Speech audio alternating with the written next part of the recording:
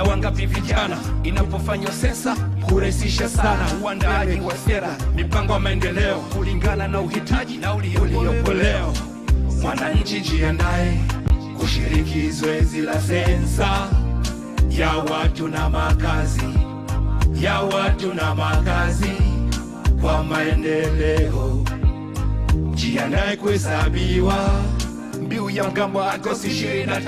Soma jitokeze sensa ya watu na makazi, sensa kwa maendeleo, tujiandae kuhesabiwa. Hili jambo muhimu kwa taifa la Tanzania, tupate idadi kamili ya watu ndani ya nchi, hali zao kielimu pamoja na ajira, umri, jinsia na mahali unapoishi. Urahisisha maendeleo ukiwa na takwimu hizi, hali ya vizazi na vifo, wazee na watoto, makundi maalum na yenye uhitaji, wanawake, wanaume na wangapi vijana.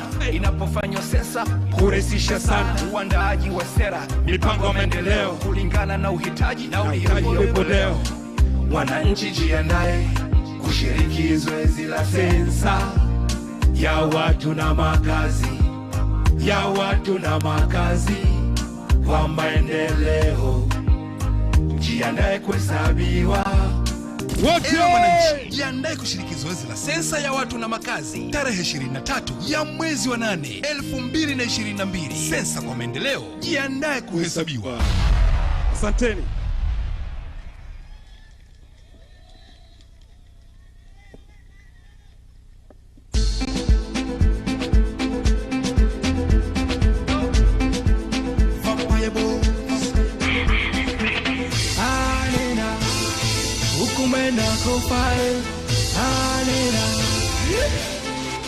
Okay. Ndo ile zo shangwela makondoshi mwaka kogwa jahazi hilo usimalizi. Naam, Mheshimiwa Waziri wa Habari, Vijana, Utamaduni na Michezo, vile vile tutambue na hadhara hii kwa ujumla. Shughuli hii inaonekana moja kwa moja kupitia shirika la kihistoria Afrika linalotambulika ulimwenguni na kuonekana ulimwenguni kote, shirika la utangazaji la Zanzibar ZBC. Vile vile pia kupitia Zanzibar Cable Television. Huyu ndio nani? Rico Singo ametumbuiza hapa na kuonesha kuwa yeye anaunga mkono sensa ya watu na makazi 2022. Na sasa naomba nafasi hii kumkaribisha mkurugenzi wa Filamu Zanzibar ili kutoa maelezo mafupi kuhusu filamu za sensa, na huyu si mwingine isipokuwa ni pale mapema ni Profesa. Leo mbona mnanifanyia njama jamani? Profesa Martin Muhando, tafadhali karibu sana.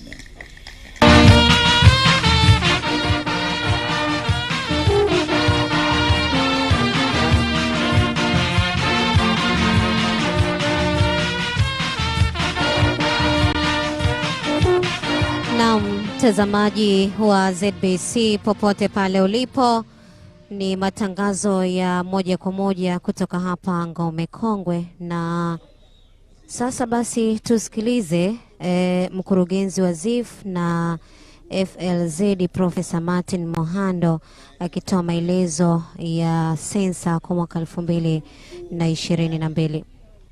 Katibu mtendaji mkuu wa Kosoza, viongozi wote mliopo leo hapa, naibu katibu mkuu wa Wizara ya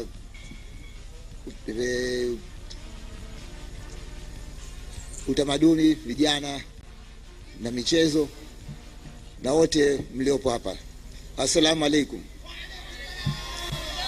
Kwanza ningependa tumshukuru Mwenyezi Mungu kwa kuweza kutufikisha siku ya leo, kwa sababu siku ya leo ni siku adhimu sana.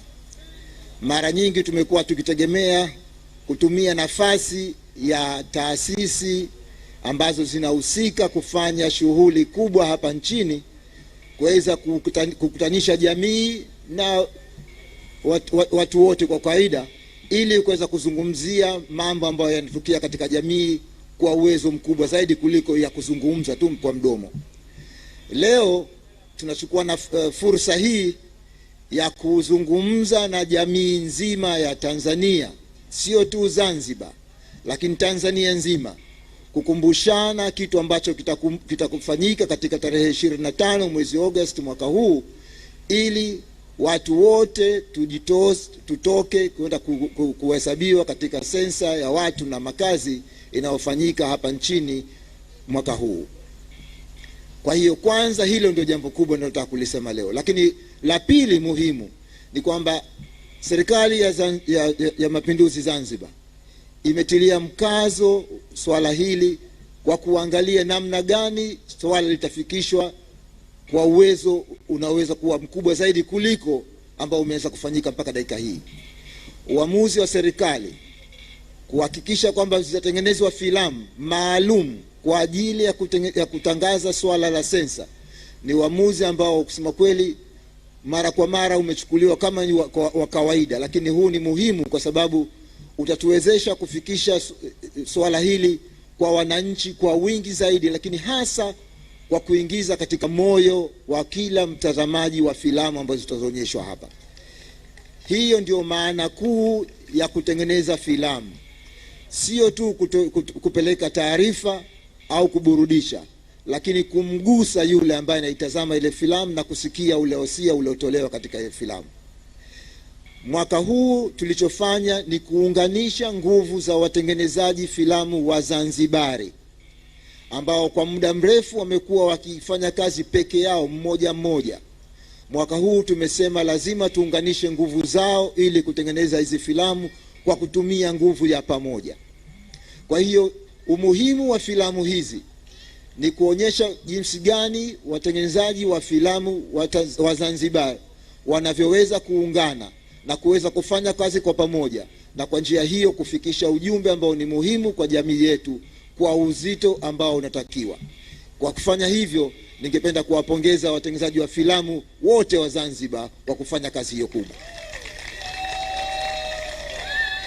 Nyie mmeonyesha mfano kwa watengenezaji filamu wa nchi yetu kote Tanzania, na kwa sababu hii taarifa yote inaonekana Tanzania kote, leo nataka kuwa challenge wa Tanzania wengine wanaotengenezaji filamu nao wafanye kama watengenezaji wa filamu wa Zanzibar, waunganike waweze kufanya kazi hizi ambazo zinatufikisha mbali. Baada ya kumaliza kusema hivyo, ningependa kumhakikishia Mheshimiwa Waziri kwamba kazi hii haitaishia hapa Ngome Kongwe. Kama tulivyokubaliana hapa tulipokuja kukueleza katika ofisi zako, kutoka hapa tutafanya kazi ya kuzipeleka hizi filamu katika vijiji na vitongoji vyote Zanzibar pamoja na Pemba, Unguja pamoja na Pemba. Na kwa uwezo huo, ikiwezekana, tutazungumza na serikali pia ya muungano. Wakitaka filamu zetu hizi tutazipeleka huko bara nako pia zionekane, kwa sababu ni filamu ambazo zimetengenezwa maalum kwa sababu ya hii swala la sensa na makazi. Baada ya kusema hivyo, ningependa kuchukua nafasi tena kuwashukuru watu wote mliofika hapa, na mkae tayari kutazama filamu ambazo ni filamu nzuri sana ambazo hata leo nyinyi mtazisifu. Mheshimiwa, nashukuru sana kwa kuja kwenu. Asante sana. Haya, mtazamaji, ni mkurugenzi wa ZIF Profesa Martin Mohando akitoa maelekezo kuhusiana na shughuli nzima ya leo, na kama ambavyo basi umeweza kumsikia kwamba zoezi la uoneshaji wa filamu za sensa kwa mwaka 2022 halitaishia leo tu, bali litaendelea kwa vijiji na vitongoji vyote Unguja na Pemba.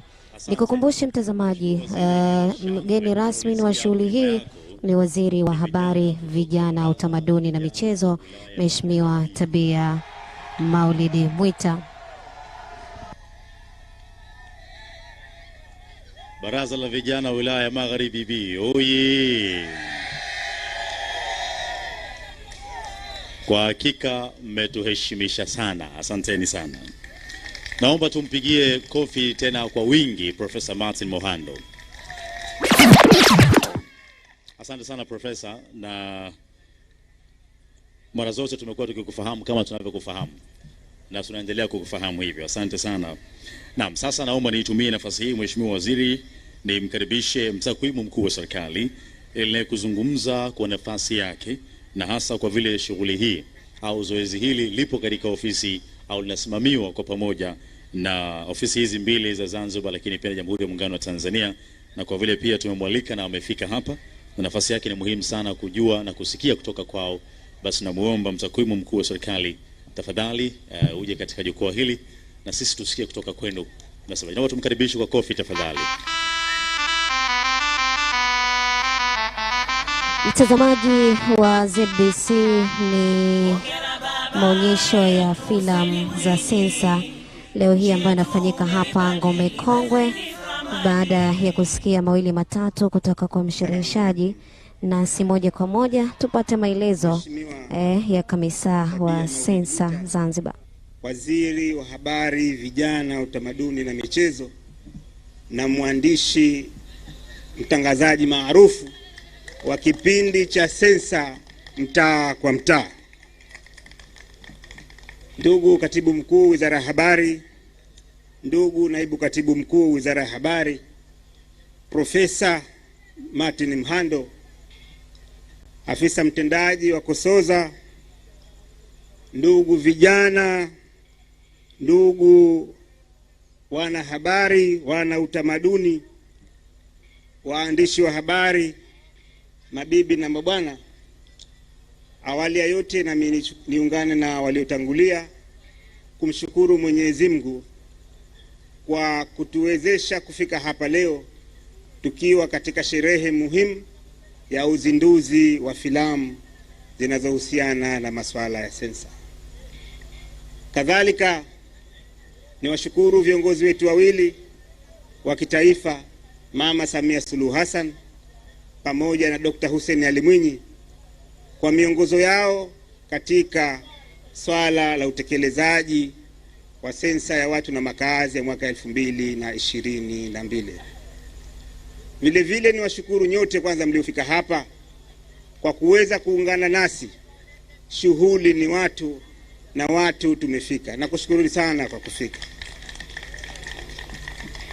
Nimshukuru pia aliyenitangulia kwa kuimba wimbo mzuri, ndugu yangu. Wimbo ulikuwa unabashasha na wote umeushangilia. Nikushukuru sana.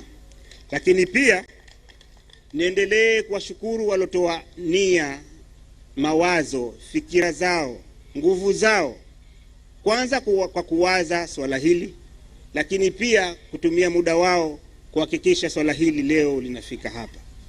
Dadangu Damtu pamoja na Profesa Martin, mmefanya kazi kubwa kwa kweli.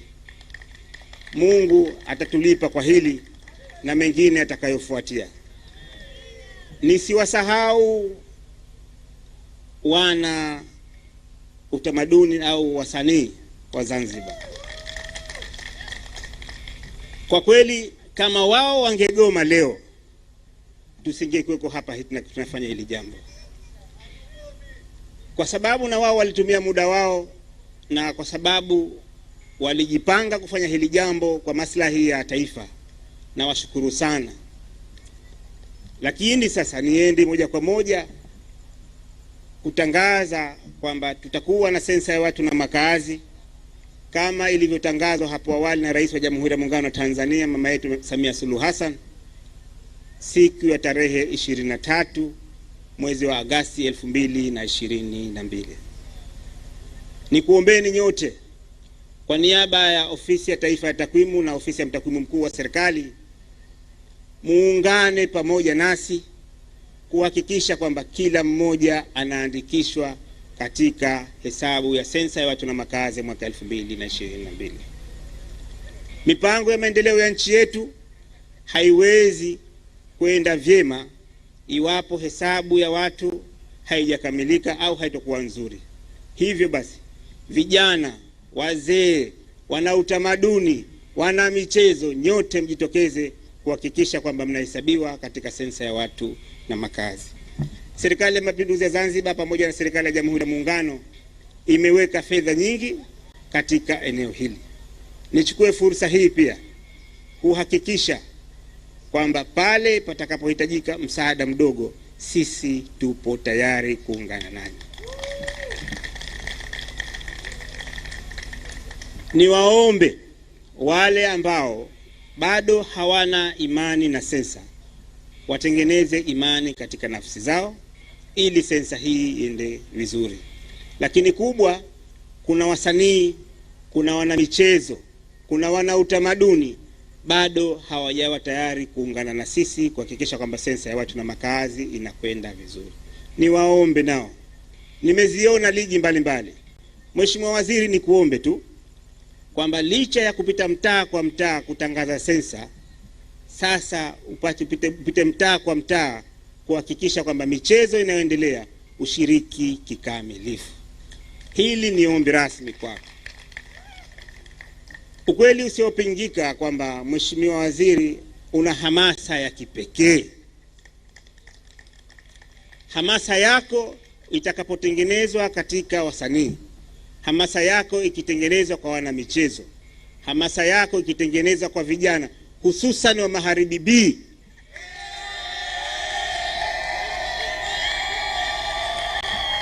Mheshimiwa Waziri, hamasa yako ikitengenezwa kwa wana utamaduni, tuna imani tutahesabiwa sote. Niwashukuru tu kwa kunisikiliza na nina imani kwamba mmenifahamu.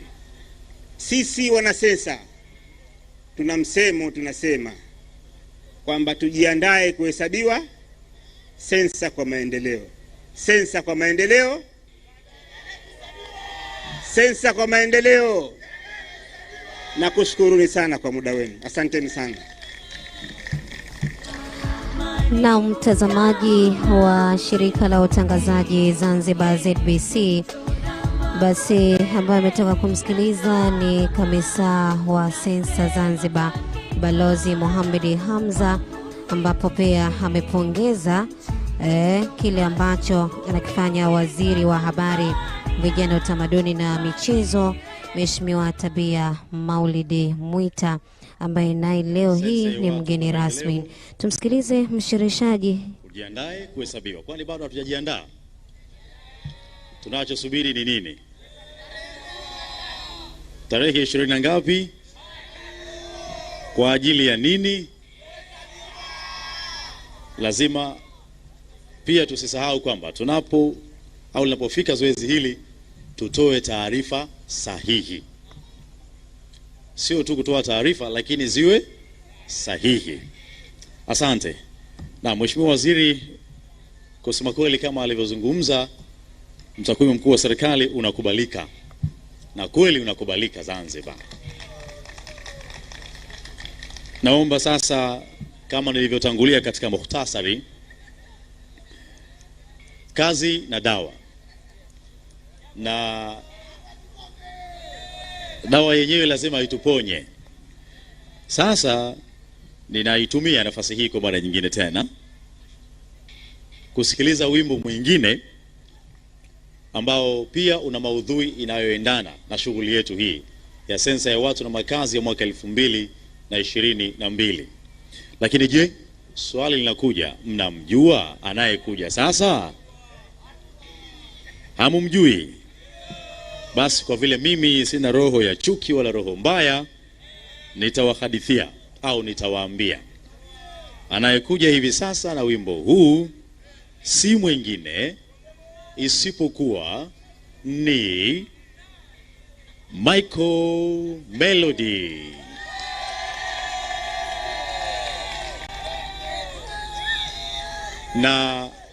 Na bahati nzuri Michael Melody yeye kataka kwanza aniambie neno alafu ndiyo aje hapa. Sasa mniruhusu nikamsikilize alafu aje kwa surprise.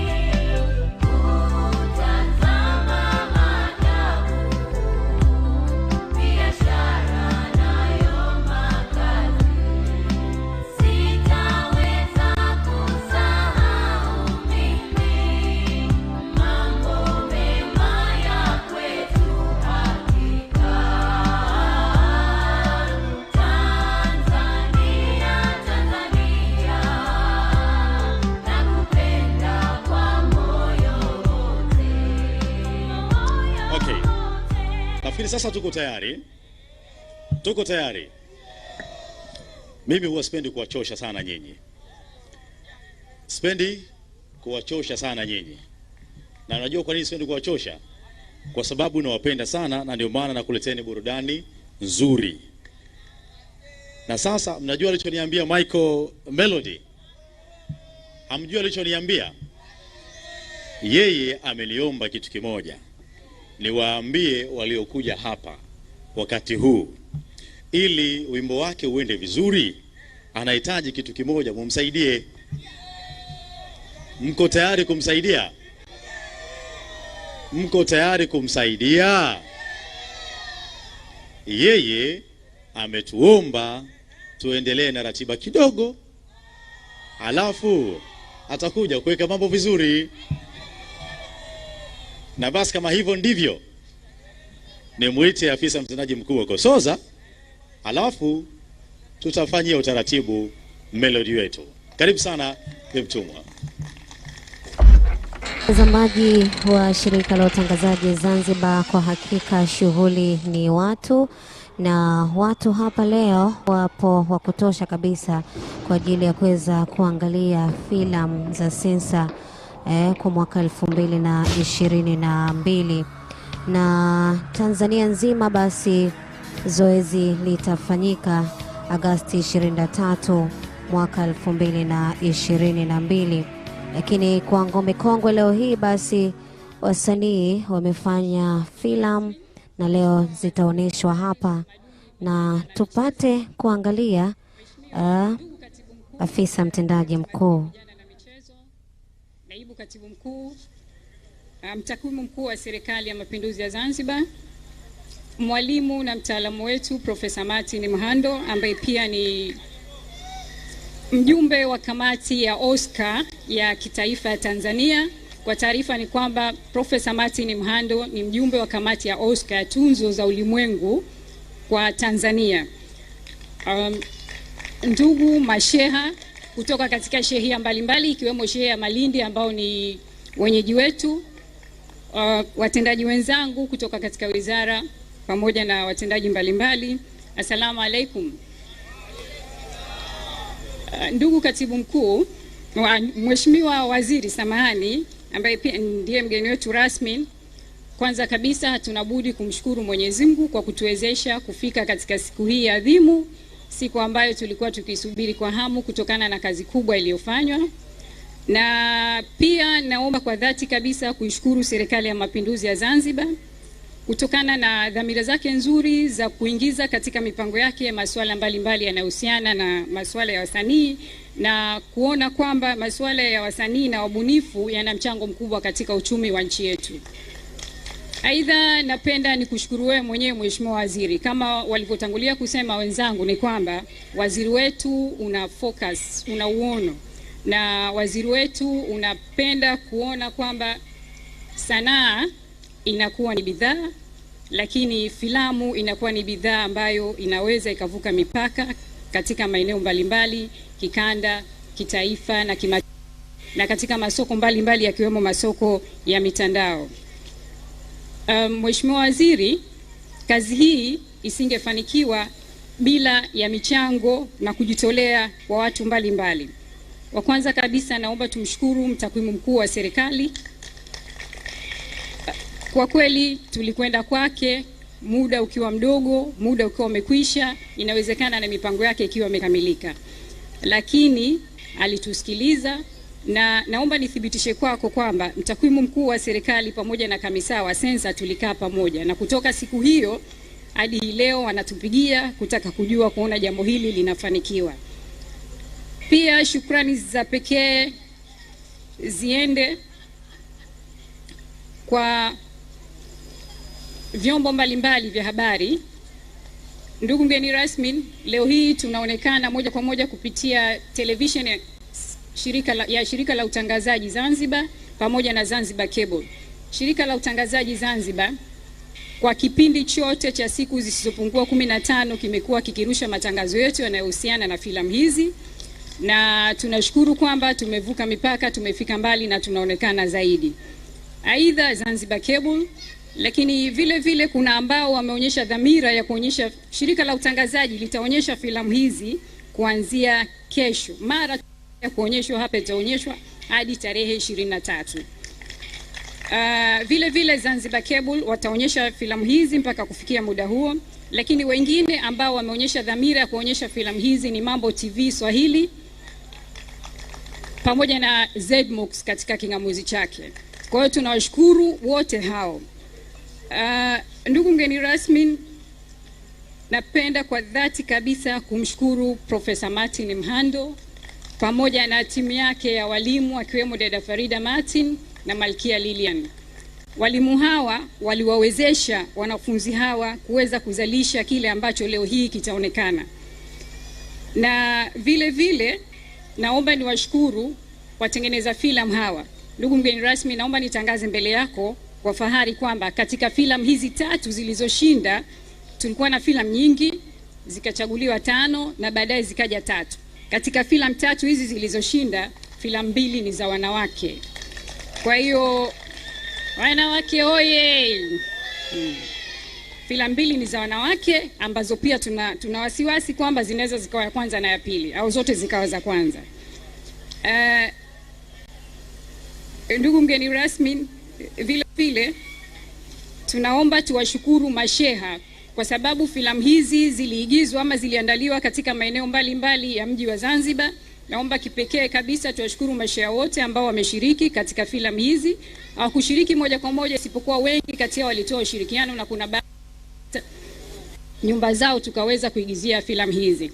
Kwa dhati kabisa naomba nimshukuru Sheha wa Tomondo pamoja na Sheha wa Mkunazini. Hayo ni maeneo ambayo yalitumika kuigizishia filamu hizi. Lakini naomba niwashukuru watunzi hawa na madirekta wa filamu hizi. Madirekta wa filamu hizi, mgeni rasmi, ni miongoni mwa wasanii ambao wamesajiliwa katika ofisi ya msajili wa haki miliki. Tuna director Steve Lino, tuna director Salum Maulid Stika, lakini vile vile tuna director Poza. Huyu ni yule ambaye alisimamia mitandao yetu ya kijamii, na mheshimiwa mgeni rasmi, kwa muda wa siku 14 mitandao yetu imetizamwa na kutembelewa na watu 32,212. Kwa hiyo hii ni kudhihirisha kwamba swala hili ni kubwa, lakini lina umuhimu wa kipekee. Na tumekuwa tukipokea maombi, watu wanataka mafunzo haya hata kama kwa malipo. Kwa hiyo serikali ina umuhimu wa kuona kwamba mafunzo haya yanaendelea. Mheshimiwa mgeni rasmi, naomba nikuthibitishie kwamba filamu mtakazoziangalia ni filamu halali, kwa sababu sisi tunasimamia sheria ya haki miliki. Tunahakikisha kwamba mtakachokiangalia ni bidhaa halali ambayo imethibitishwa na Baraza la Sanaa, Sensa Filamu na Utamaduni kwa kupata ithibati ya tarehe 2 Agosti 2022. Lakini pia husika zote zilizotumika katika filamu hizo zimetakiwa ridhaa zao kwa kulinda haki ya sura na heshima ya utu wao, yani personality and image rights. Hata ukiona kuna mpita njia, basi huyo pia ridhaa yake imezingatiwa. Aidha, naomba vile vile nikuthibitishie kwamba tumezingatia vizuri zaidi matumizi ya sheria za haki miliki pamoja na mikataba inayohusiana na haki miliki ya kikanda na kimataifa. Mheshimiwa mgeni rasmi, tumebaini kwamba filamu zina mchango mkubwa kwa uchumi wa nchi, zina mchango mkubwa katika kuielezea nchi, lakini zina mchango mkubwa katika uchumi wa bluu. Na filamu hizi zimeandaliwa katika mpango wa afisi ya msajili wa haki miliki unaohusiana na kubidhaisha tasnia ya filamu. Mheshimiwa mgeni rasmi, tunakuthibitishia kwamba tutaendelea kuwafunza wasanii wetu na wasanii wetu watazalisha filamu zenye ubora zaidi kwa kushirikiana na mtaalamu wetu Profesa Martin Mhando. Tutazalisha filamu zenye ubora zaidi na zaidi na zaidi. Aidha, Mheshimiwa mgeni rasmi, tunaomba tukuthibitishie kwamba filamu hizo 3 ambazo utaziangalia leo vile vile zitashiriki katika mashindano, kwa sababu mpango ambao unakusudia kuwafunza wasanii wetu kwa njia ya mashindano. Kwa zitashiriki katika mashindano ambayo tunategemea baada ya uzinduzi na baada ya kumalizika sensa, mashindano hayo yatakwenda. Na naomba vile vile nikubainishie kwamba ofisi ya mtakwimu mkuu wa serikali, kwa sababu filamu ambazo zinahusiana na swala la sensa ya watu, makazi pamoja na anwani za makazi, kwa ofisi ya mtakwimu mkuu wa serikali watakuwa na filamu ambayo wataipa tuzo.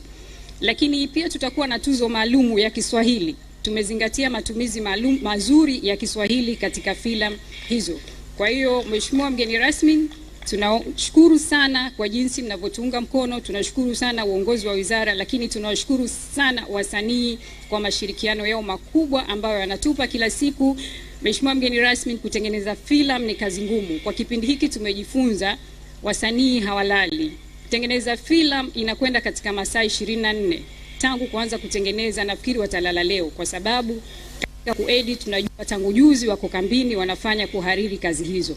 Kwa hiyo kwenye kutengeneza filamu nyuma ya pazia kuna kazi, nguvu kubwa na jitihada kubwa. Hivyo tunakuahidi kwamba tutahakikisha tunasimamia vyema sheria ya haki miliki ili kupambana na uharamia. Mheshimiwa mgeni rasmi, baada ya maelezo machache, naomba sasa Mheshimiwa waziri wetu kipenzi chetu uje utuaidhi ili utuzindulie filamu zetu hizi. Karibu sana. Msemaji wa ZBC ni msimamizi na afisa mtendaji mkuu afisi ya msajili wa haki miliki Zanzibar, ndugu Mtumwa Hatibu Ameri, ambapo basi amemaliza kuzungumza na hivi sasa amemkaribisha waziri wa habari, vijana, utamaduni na michezo, Mheshimiwa Tabia Maulidi Mwita, ambaye ndiye mgeni rasmi katika shughuli nzima ya leo hapa Ngome Kongwe. Ikiwa basi mtazamaji utaweza kuona short film za wasanii ambao wameweza kuigiza kuhusiana na kuhamasisha sensa ya watu na makazi kwa mwaka 2022. Hivyo basi tujiandae kuhesabiwa kwa maendeleo ya nchi yetu. Mtazamaji, Mheshimiwa Tabia Maulidi Mwita kama ambavyo basi unamuona ameshafika mbele na kuweza kuzungumza pia katika shughuli nzima hii ya leo, akitoa maelezo kama mgeni rasmi. Asante sana. Ningekuwa najua DJ kaka wapi ingekuwa vizuri zaidi, lakini usiku. Sensa ya watu na makazi. Oye. Baraza la vijana. Mimi naamini baraza la vijana Zanzibar ndo mpo hapa. Sitaki kuleta uchonganishi kusema magharibi. Najua wote mpo hapa. Na magharibi mmewakilisha Zanzibar nzima. Baraza la vijana. Oye.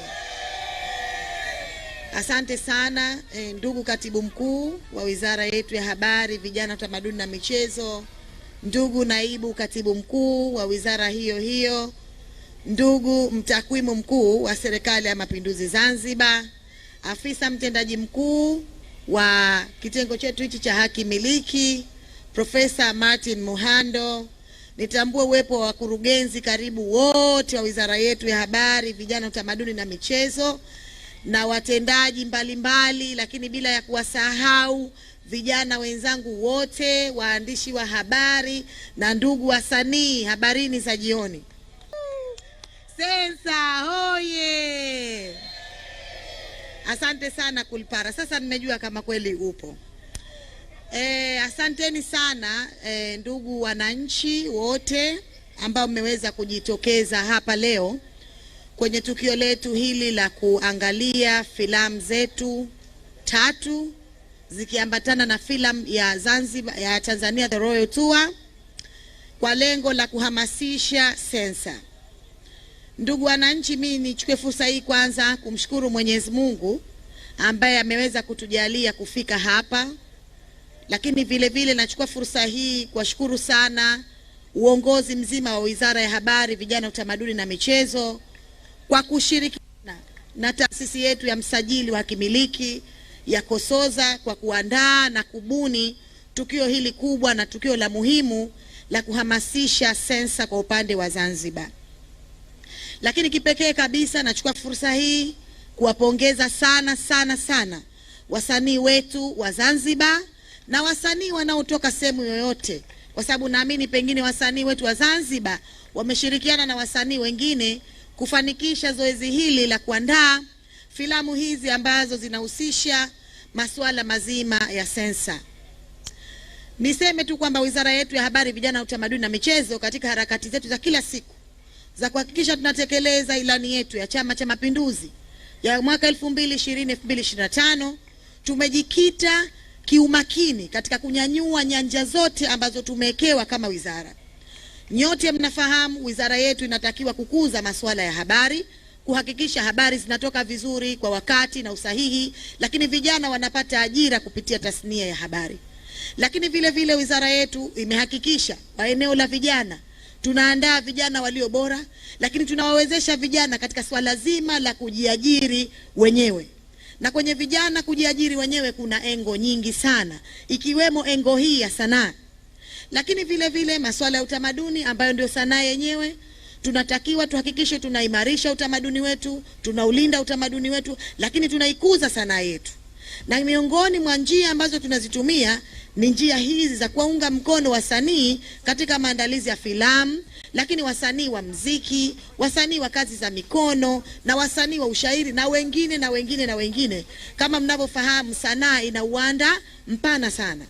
Lakini kwenye sekta ya michezo vile vile tumehakikisha tunakaa na wana michezo, tunajua changamoto zao, lakini vile vile tunaendelea kubuni njia mbadala za kuhakikisha michezo yetu inakuwa kwa kuwaunga mkono kwenye maandaaji ya mashindano ya kitaifa na kimataifa. Kwa hivyo hiyo ndio Wizara ya Habari kama ilivyo. Lakini leo kwa sababu tupo kwenye tukio hili la wasanii na maandalizi ya sensa au na maandalizi ya filamu zinazohusu sensa, niseme tu kwamba idara yetu ya Kosoza kama alivyokwisha sema afisa mtendaji mkuu kwamba imejipanga vizuri kuhakikisha, la kwanza ambayo ni first priority, kulinda kazi za wasanii. Lakini la pili, wamejiongeza kwamba wao sasa wamechukua ulezi wa kuwa guide wasanii katika uandaaji wa filamu. Na kwa kweli ndugu Damtu, naomba nichukue tu fursa hii kumpongeza sana sana sana. Amefanya kazi kubwa, amejitoa kwa hali na mali, lakini ametanua wigo, hajafanya peke yake. Ameona kabisa bila ya Profesa Martin Muhando haya mambo hayaendi vizuri. Profesa Martin Muhando, tunakupongeza sana kwa niaba ya wizara yetu ya Habari, Vijana, Utamaduni na Michezo. Unatusaidia mpaka tunaonekana kuwa icon na wako umo kwenye wizara yetu. Tunakushukuru sana na tunaomba jitihada hizo na mashirikiano yaendelee. Kwa hivyo ndugu wasanii, niseme tu kwamba tuko bega kwa bega na nyinyi kuhakikisha tunakuungeni mkono pale panapo changamoto, lakini vile vile kuhakikisha kwamba kazi zenu tunazilinda, lakini kuhakikisha tunakupeni elimu ya kutosha kujiunga au kujisajili katika hii taasisi ya Kosoza ili kuweza kupata lile gawio la mirabaha na stahiki zenu zote kama wasanii, muweze kutambulika kitaifa na kimataifa. Sijaona filamu na ndugu zangu bado hatujaona, lakini nimenongonezwa kwa ubora na kwa jinsi zilivyo. Kwa kweli Zanzibar moja kwa moja paka Hollywood, hakuna kisichowezekana. Hakuna kisichowezekana chini ya jua. Ikiwa wasanii wa kawaida wameweza kutambulika kimataifa, why not Zanzibar? Lakini kama hiyo haitoshi, tumesoma alama za nyakati. Tunajua sasa hivi Zanzibar au Tanzania kwa ujumla inakabiliwa na sensa. Tumejikita kwenda kuiandaa filamu ambayo ipo kwenye sensa. Si utamaduni mkubwa sana wa Wazanzibari kuangalia filamu zenye kutoa elimu, lakini leo karibu niseme Zanzibar yote imejumuika hapa, tumekuja kuangalia filamu. Huo ni mfano mkubwa na hongereni sana sana sana kwa mahudhurio yenu. Kwa hivyo ndugu wasanii, niendelee kuwatoa hofu kwamba tutawapa ushirikiano na tutahakikisha kwamba tunakutumieni wasanii ili na nyinyi muweze kufaidika kwa kazi zenu, lakini serikali kwa ujumla pia iweze kufaidika pia na iweze kujitangaza kwa ajili ya kazi zenu.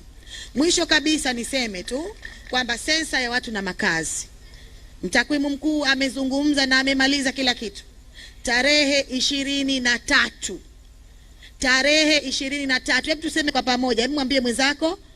Tarehe 23 ya mwezi wa 8 mwezi huu ambao ndo tuko hapa tarehe 23, huu mwezi wa 8 umeshaingia, tutakuwa nazo kuhesabiwa. Why sensa? Nyingi nikianza kuzielezea hapa tunaweza sasa hiyo filamu tusizione, na naamini tutapata maudhui ya why sensa kwenye filamu. Lakini niseme kwa kifupi kabisa kama waziri mwenye dhamana na mjumbe wa Baraza la Mapinduzi, afya bora sensa, elimu bora sensa, upatikanaji wa maji sensa, yani kila kitu ni sensa. Hata hiyo michezo kuwa bora, sanaa, wasanii, kila kitu ni sensa. Ndugu zangu, tusifanye masahara, tutoe ushirikiano kwa maafisa wetu na watendaji wetu watakaopita nyumba kwa nyumba kutuhesabu, tutoe taarifa sahihi kuhakikisha tunaisaidia serikali kupanga mipango yake, ili Mheshimiwa Dr. Hussein Ali Hassan Mwinyi alivyosema, yajayo ni neema tupu, neema zizidi kumiminika kwa sababu tumehesabiwa.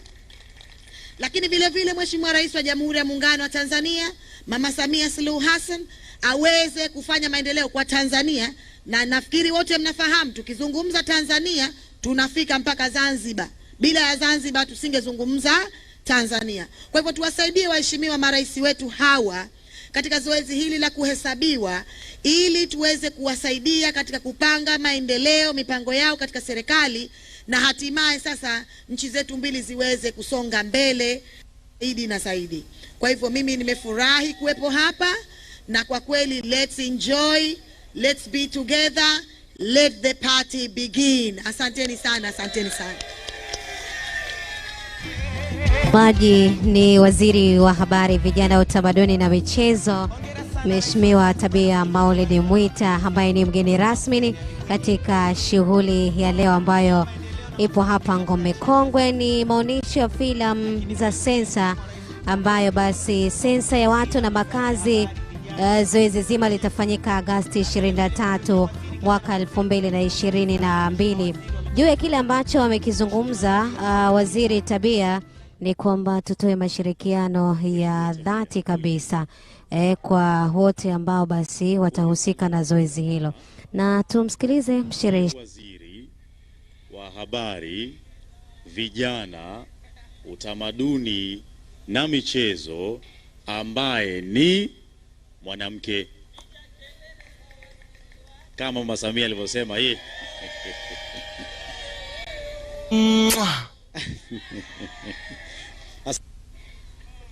Mheshimiwa, kabla ya kuendelea kwa ufupi hapa katika kitendo kinachofuata, nataka niwatoe hofu wale wasanii ambao tumeambiwa hapa na afisa mtendaji mkuu wa Kosoza ya kwamba filamu hizi zitaonyeshwa kupitia shirika la utangazaji Zanzibar ZBC, na nyingine ni kwamba fursa kubwa kuonekana kupitia ZBC kwa sababu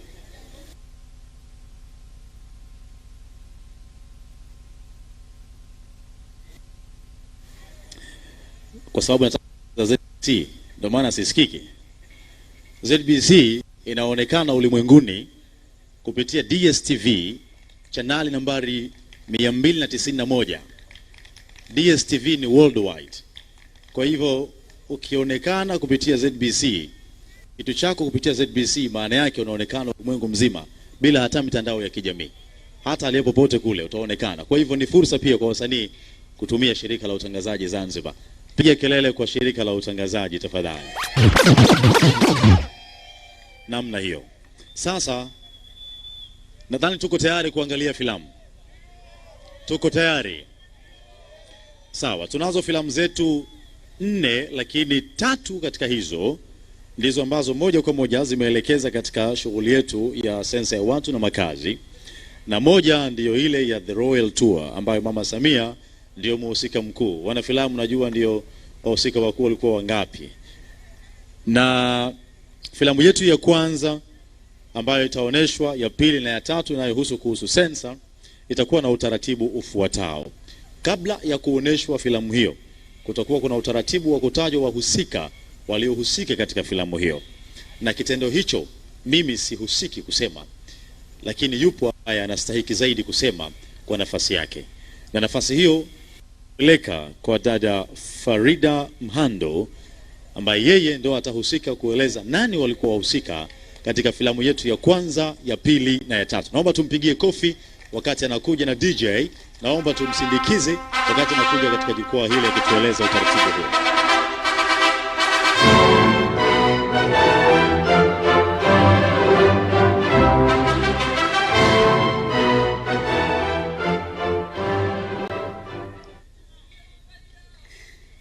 Mheshimiwa Waziri wa Utamaduni, Habari na Michezo, Mheshimiwa Katibu Mkuu, Naibu Katibu Mkuu, Mheshimiwa Mtakwimu Mkuu wa Serikali, Profesa Martin Mohando, Mtendaji Mkuu wa Kosoza, waheshimiwa viongozi wote wa serikali, wasanii wenzangu, mabibi na mabwana, assalamu alaikum.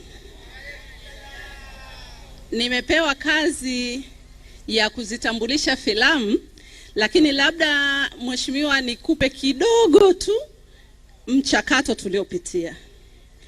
Mchakato huu ulihusisha mafunzo, na kwa kweli tulipata vijana wengi. Tulikuwa na vijana 21, na katika hao kila hadithi au wazo lilikuwa zuri na linafaa, lakini muda ulikuwa mdogo, na pia tendea kazi vilikuwa havitoshi kuweza kuzichukua zote. Kwa hiyo tulilazimika kufanya mchujo kidogo, na hii inakuwa ngumu. Ukiwa mkufunzi ni kama mama, kwa hiyo unaanza kufinya kidogo. Ilifika hatua tukasema basi, kwa sababu tuna haraka, tujaribu kufanya hizi chache kwa muda tulionao, halafu turudi baadaye tufanye mafunzo rasmi kwa wote waliojitokeza.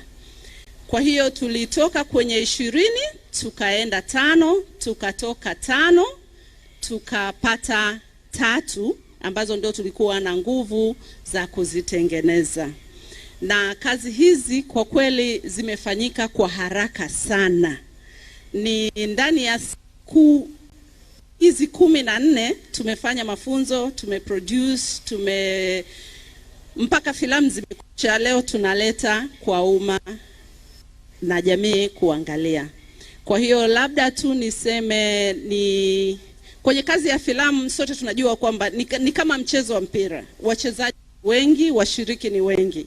Kwa hiyo usiku huu naomba labda ni watambulishe mwandishi na director.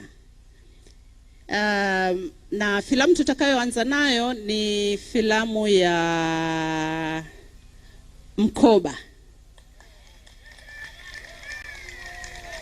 Mkoba, director Steve Lino, tafadhali naomba uje kwenye stage. Na kwa sababu kusema kweli kwenye tasnia ya filamu, tambulisha filamu ni muongozaji. Lakini leo kwa sababu Bimtumwa alitoa nafasi ya upendeleo, ningependa tuwatambue waandishi wetu kina mama. Mwandishi wa Mkoba, Bizawadi, tafadhali naomba uje.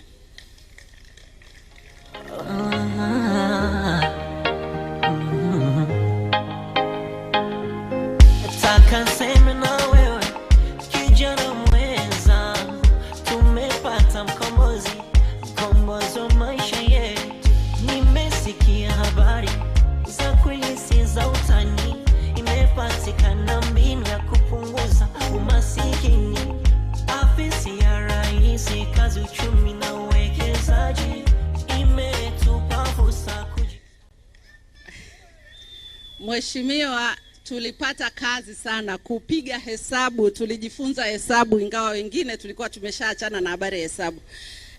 Labda nimkaribishe Zawadi asalimie tu, na halafu tumwachie bwana Steve ajaribu kuintroduce filamu.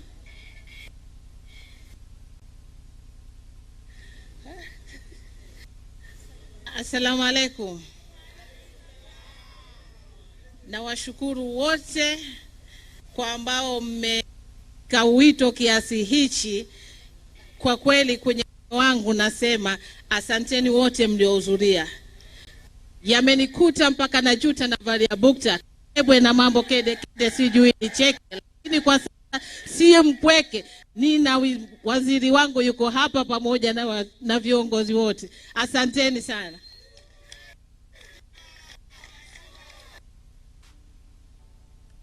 Assalamu alaikum. Kwa majina naitwa Salum Ahmed, jina langu maarufu Steven Lino. Napenda kuwakaribisha usiku huu wa leo adhimu kuweza kutazama filamu hii nzuri iliyokwenda kwa jina la Mkoba, na pia itakuwa miongoni mwa filamu ambayo inaenda kuingia kwenye kinyang'anyiro hichi cha kushindania tuzo hiyo. Naombeni mkaribie sana, sina mengi. Baada ya kutazama nadhani mtakuwa mmeona mengi sana zaidi ambayo nitaweza kuyaongea hapa. Asante sana.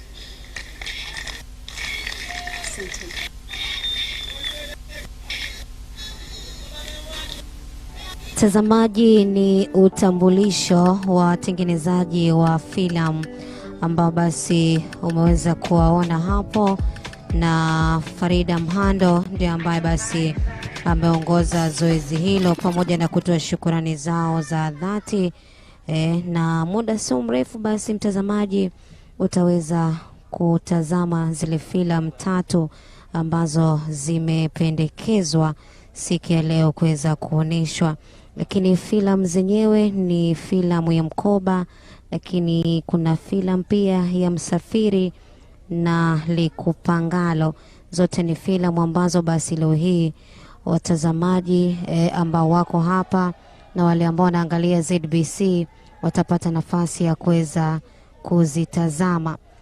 Kwa wale ambao basi ndio kwanza wanaungana nasi kupitia ZBC, ni kwamba tupo hapa live Ngome Kongwe, maonyesho ya filamu ya Sensa kwa mwaka 2022.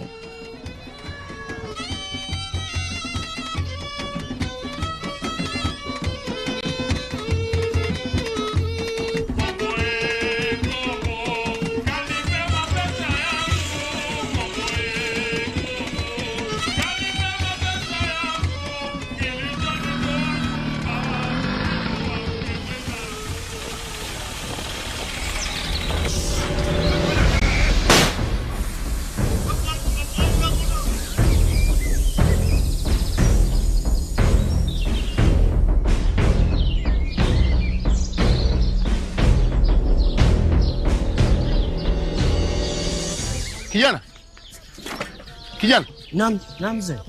Shikamoo. Marhaba. Kwa mzima? Kwa mzima? Mzima. Isipokuwa Vespa yangu imepata tatizo, imepata pancha.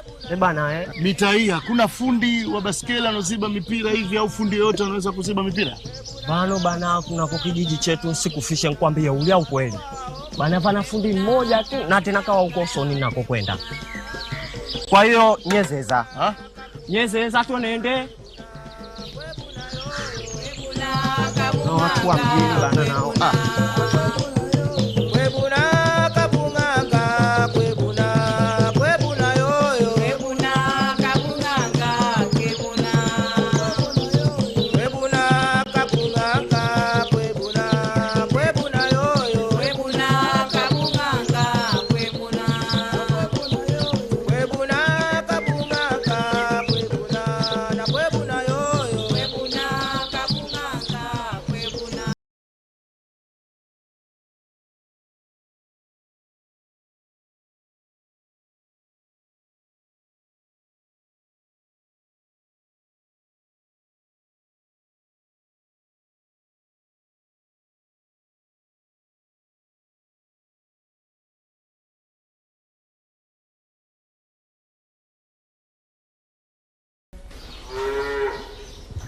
Mama,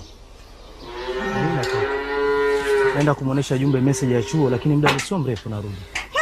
Kila dakika Jumbe. Jumbe huyu ana nini lakini? Mama, lazima nifuatilie. Unadhani watoto watapataje kusoma shule ya msingi, sekondari na hata chuo kikuu? Hai, shakuwa unaanza tena, unaniletea mapya. Takwimu za watu na makazi. Ndio kimbilio la tafiti yetu. Haya sasa una mengine mapya. Nenda bwana wewe. Baadaye. Mwanangu, watu wanatuma taarifa zao za sensa katika grupu la chuo, sio mchezo. Nimeona hadi mkuu wa chuo ameposti voice. Wacha tuisikilize. Kila mwanachuo ni lazima takwimu zake alete matokeo ya hali ya juu yanayohusu sensa. Ni masaa machache yamebaki. Ushafeli. Hatujafeli kaka. Cha msingi tusikate tamaa tu. Na dhana hiyo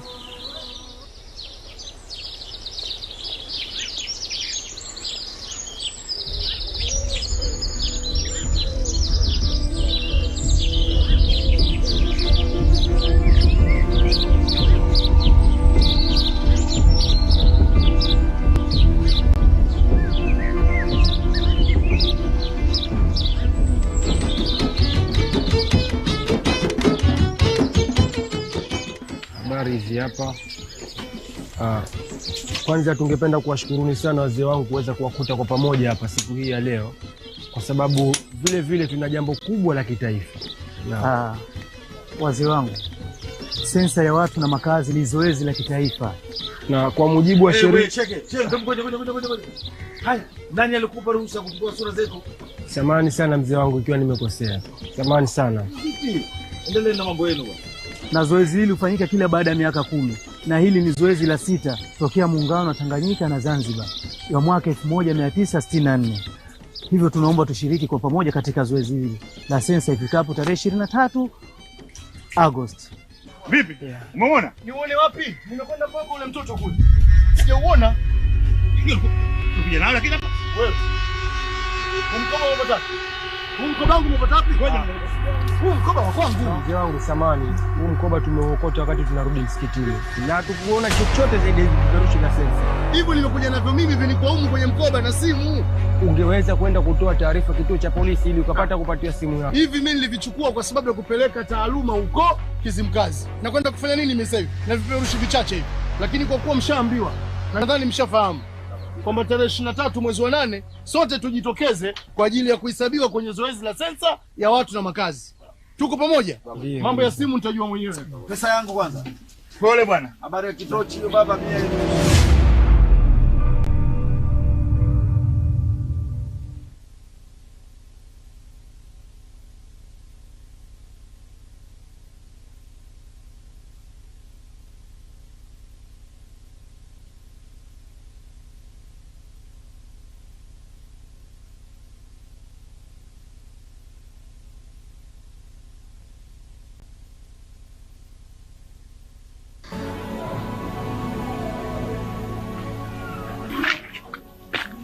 Mbona unalia?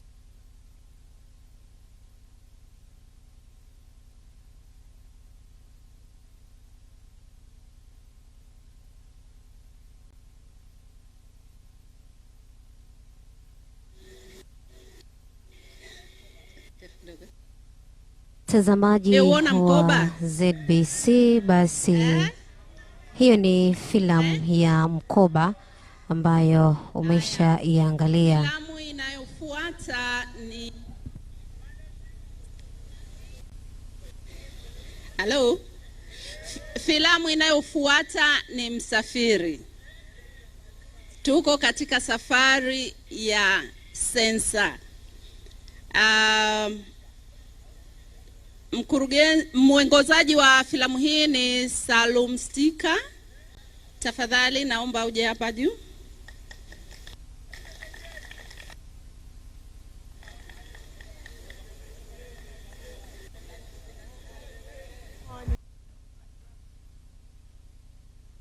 Pia kwa sababu tumepata nafasi ya kuwatambulisha waandishi, naomba mwandishi wa safari tafadhali njoo hapa tukutambue, mwanetu bin Nasibu.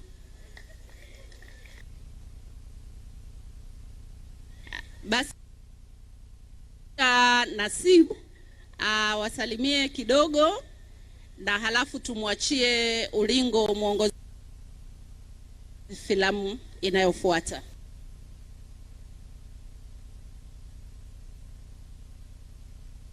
Inafika. Naitwa Mwenenu bin Nasib.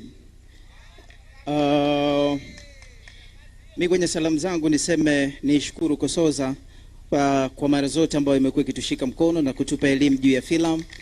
wengine tumesaidiwa sana kutoka mafunzo ya ZBC mpaka sasa hivi kuingia kwenye hii tasnia. Nadhani kwenye kila wanachokifanya Kosoza sasa hivi, basi tunatarajia kufanywa tena na kwa ukubwa zaidi ya kile wanachokifanya na baraza na wizara, kwa sababu naamini wanastahiki kufanya zaidi na zaidi. Asante.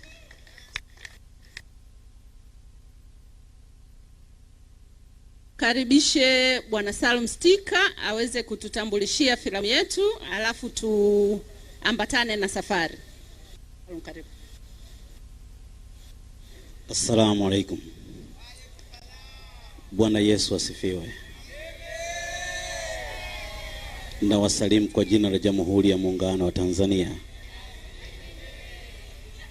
Kuna umuhimu sana wa kuhesabiwa.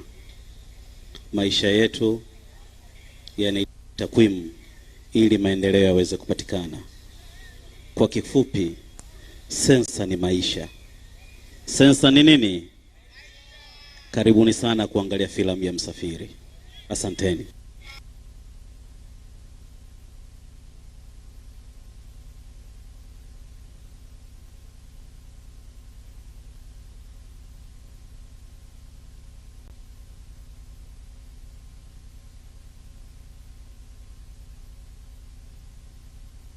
Mtazamaji wa ZBC, sasa basi tunaitazama filamu ya pili, ambapo tumeshaangalia filamu ya kwanza na tumejifunza pia namna ambavyo basi tunaendelea kuhamasishwa sensa kwamba tujiandae kuhesabiwa.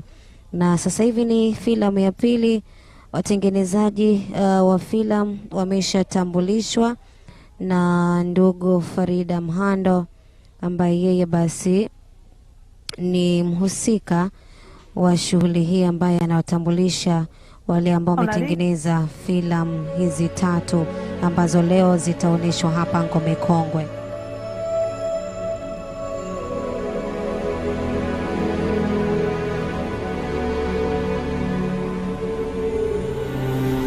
Kwani ilikuwaje?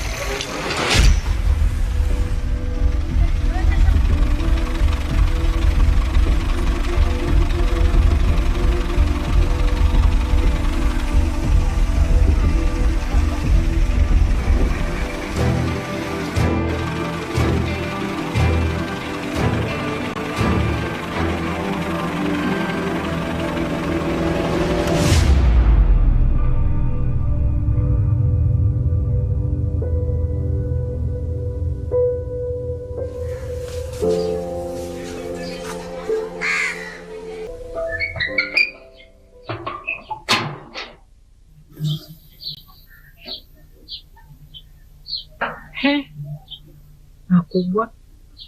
Promotion zimevamiwa. Hapana. Mimi si promotion.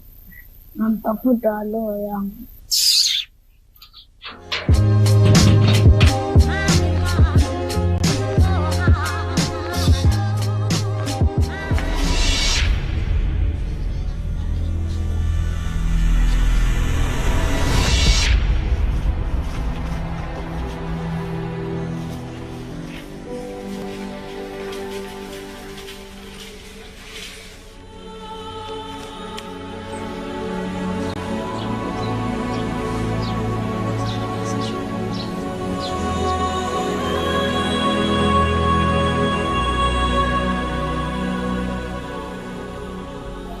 Mwanangu,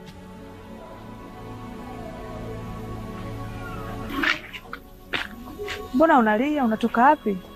Pemba.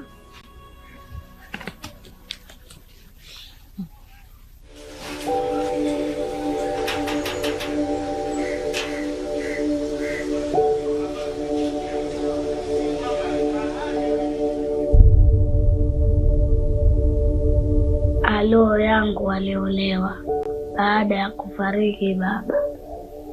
Mama hataki niende skuli, nikaona nikimbilie kwa Alo. Pole mtu wangu, ondoa shaka. Mungu ndio mweza kila kitu, na hili likipita, hakikisha mtoto anajua kuwa wewe ndio mamake mzazi.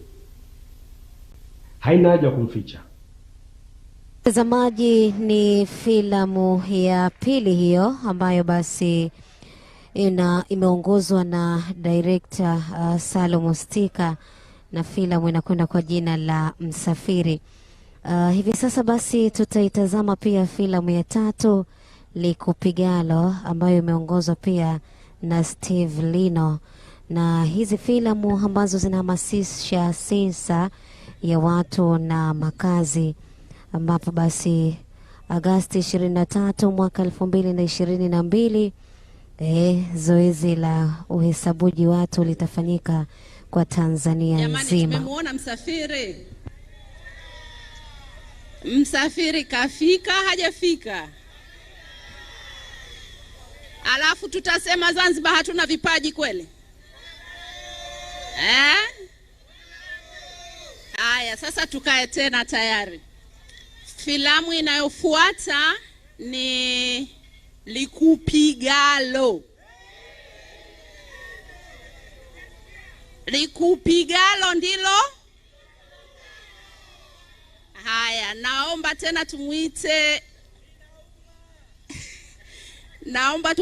director wa filamu ya Likupigalo, Steve Lino.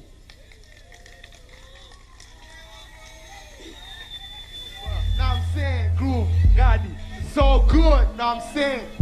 So check it. Yeah. I will flow, now I'm saying. Yeah. Check it out. Yeah. Check how the flow, yo. Check how the flow. Check how the flow, yo. Check how the flow. Check how the flow, yo. Check. Tuliambiwa kuna kina mama wawili mara hii ndio waandishi wa filamu hizi. Naomba nimuite Biubwa. Tafadhali njoo hapa.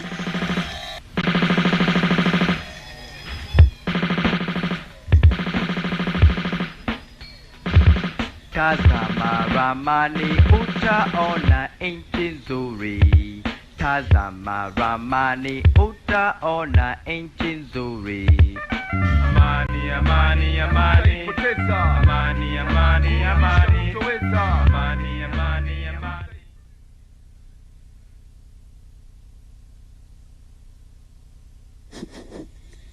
Biubwa ni mwandishi wa Likupigalo. Biubwa, naomba uwasalimie watazamaji na ujitambulishe. Asalamu alaykum. Wakombohaji, na mimi ndio mwandishi wa hii story, pia nimetayarisha pamoja nimefanya script. Kwa siku ya leo naomba kwanza nitoe pongezi zangu za dhati. Naomba kwanza nisipeleke kwa ambao wamelitayarisha hili jambo. Kosoza, hongereni sana. Kitu ambacho mmekifanya ni kitu ambacho kimeweza kututanua sisi ambao tunachipukia katika hii sanaa. Lakini chingine naomba kuwapongeza Film Lab. Wametushika kuanzia mwanzo hadi mwisho. Nisisahau kitu kimoja. Naomba niwashukuru crew yangu ambayo waliweza kunisaidia mimi kutoka pale nilipoanza mpaka nimemaliza. Asante sana. Haya, Bwana Steve Lino, tafadhali wewe ndio mwenye usiku. Assalamu alaikum for once again. Mimi siongei mengi sana, ila napenda tu watu waangalie na wao wataenda kujifunza kwa kile ambacho mimi nimekitafsiri kutoka kwenye script kwenda kwenye picha. Asanteni sana, karibuni kutazama filamu ya Likupigalo.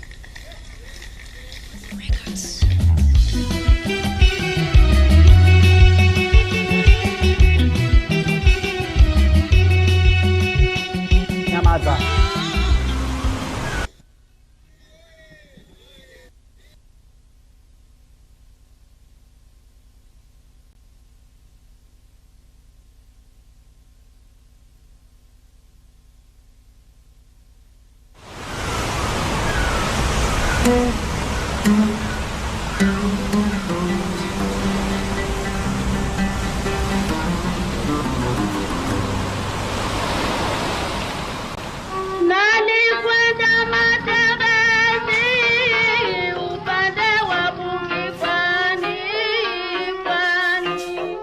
Haya, salamu alaykum. Salam, habari yako bwana? Mzima bwana? Asante bwana. Mzigo wako bwana. Huwa? Naam. Huu. Naam, ndio huo. Pia. Naam. Ndio huo. Ndio huo mzee Makaazi. Huu. Pia pamoja. Asante. Asante.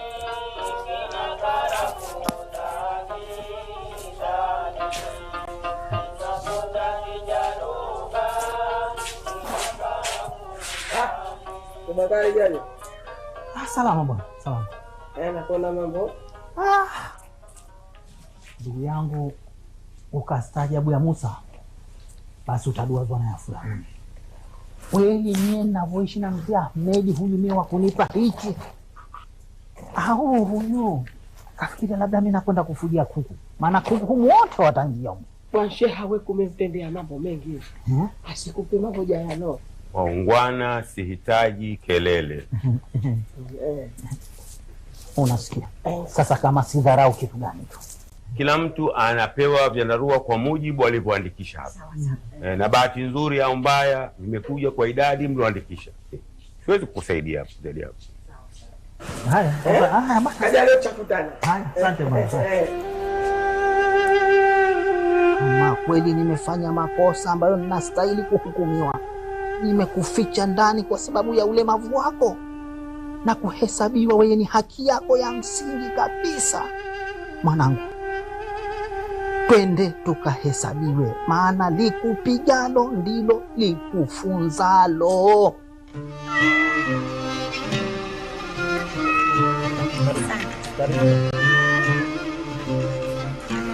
Hapa tuko 1, 2, 3, 4, 5. Hatutoshi. Mimi nikitamani tungekuwa kama 100 hivi ndio ingekuwa raha. Una hata haya. Hicho ndicho kuja kufanya unawe na mimi. Mimi sikuwa na maana hiyo. Kama kushaona misemo ikafanya kazi yake, basi Waswahili wanasema tajiri na mali zake, masikini na nini mke wangu. Kamwambia malize mkeo. Mwenye mtoto mmoja kama tunde ya chupa. Ushakuwa hayo tena? Haya, nyanyuka nawe, jikaze kidogo.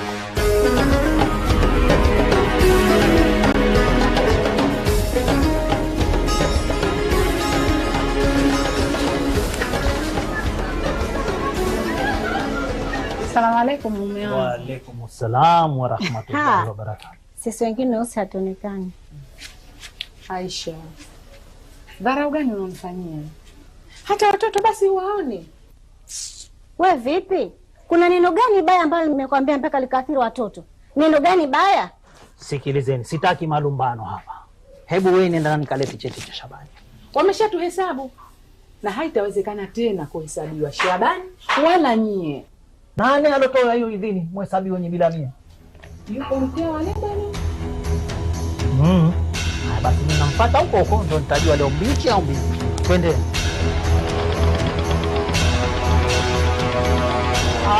Huyu wewe mama wewe hujafanya kazi yako wewe mama wewe. Nipe haki yangu. Kwa nini hujanihesabu? Bwana Bakari unafanya nini? Huyu hajanihesabu. Huyu ni mtoto wa kike lakini. Mtoto wa kike lakini yuko kazini. Sawa? Nitakusaidia. Utanisaidia saidiaje? Naomba umwache. Usikubali kaka. Kwa nini bwana kuonea wewe kila siku? Mimi mwenzako mmehesabiwa tayari. Bado wewe tu anakutegea kwa. Haya basi nyamaza. Unanisaidiaje? Kama mimi. Sawa, naomba vyeti vyao. Mpe vyeti vyote. Yote mpe vyeti. Kwa nini usipate haki yetu ya msingi bwana? Usikubali. Wanojualia wala kisongo usikubali hasa. Mzee wangu, taarifa zinaonesha tayari umesharekodiwa. Naomba nikuulize swali. Niulize baba. Una kaya zaidi ya moja? Mie mzee na kaya 2. Na sharia ya dini natakiwa mpaka 4. Au mwanangu unataka kuniongeza kaya nyingine hii. Hasidi we. Mtu mzima afya. Una wake wawili ngazi inapa. Leo ndio kuongeza kisekenene chengine hichi. Wewe Serikali imetuagiza kila atakayelala ndani ya mipaka ya nchi yetu basi atahesabiwa. Na maana atahesabiwa mara moja tu. Na kwa sensa hii ndugu wangu hatuachwa mtu. Sikukunji tena mama, nishahesabiwa sasa. Kipi kikutekeshacho wewe? Sijui kama wewe kuna homa. Wewe bwana usinte ujinga bwana. Na homa mimi.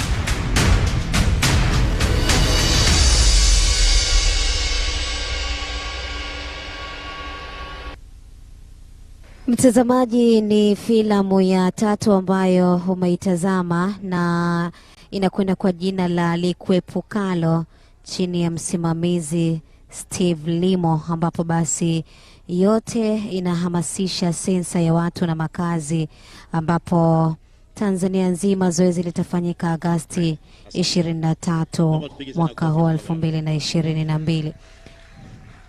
Filamu nzuri sio nzuri, zinaendana na maudhui haziendani, wanastahili sifa. Haya, tunaelekea ukingoni wa shughuli yetu, na basi kama hivyo ndivyo ilivyo. Nafikiri tumepata jumbe ambao tulikusudiwa tuupate, na kwa kweli hakuna mtu ambaye ataachwa mara hii. Wale ambao wanaungana na mzee wetu hapa wa kuongeza kaya nyingine, hebu wanyooshe mikono. Kaya zaidi ya moja, oye. Wengine hawaitikii. Haya, basi kama nadhani baada ya hapo sasa tutumie muda wetu vizuri, na tukizingatia tupo katika wakati huu wa usiku, na nafikiri ni wakati mwafaka sasa wa kupata burudani kwa ufupi sana. Alafu tuje tuangalie ile filamu ya The Royal Tour ambayo imetunyanyua kwa kiwango kikubwa. Na hapa jukwani tena kwa mara nyingine ninamleta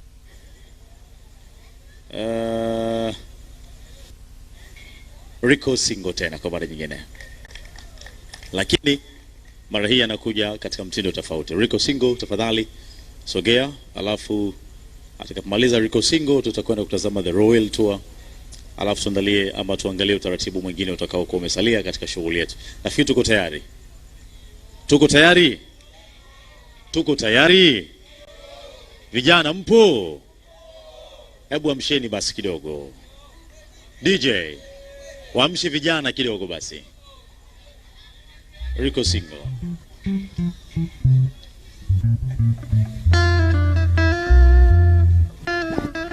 Sei kulpana shangwera makunduchu makakogwa. Twenzetu. Asa mko tayari kuruka eh?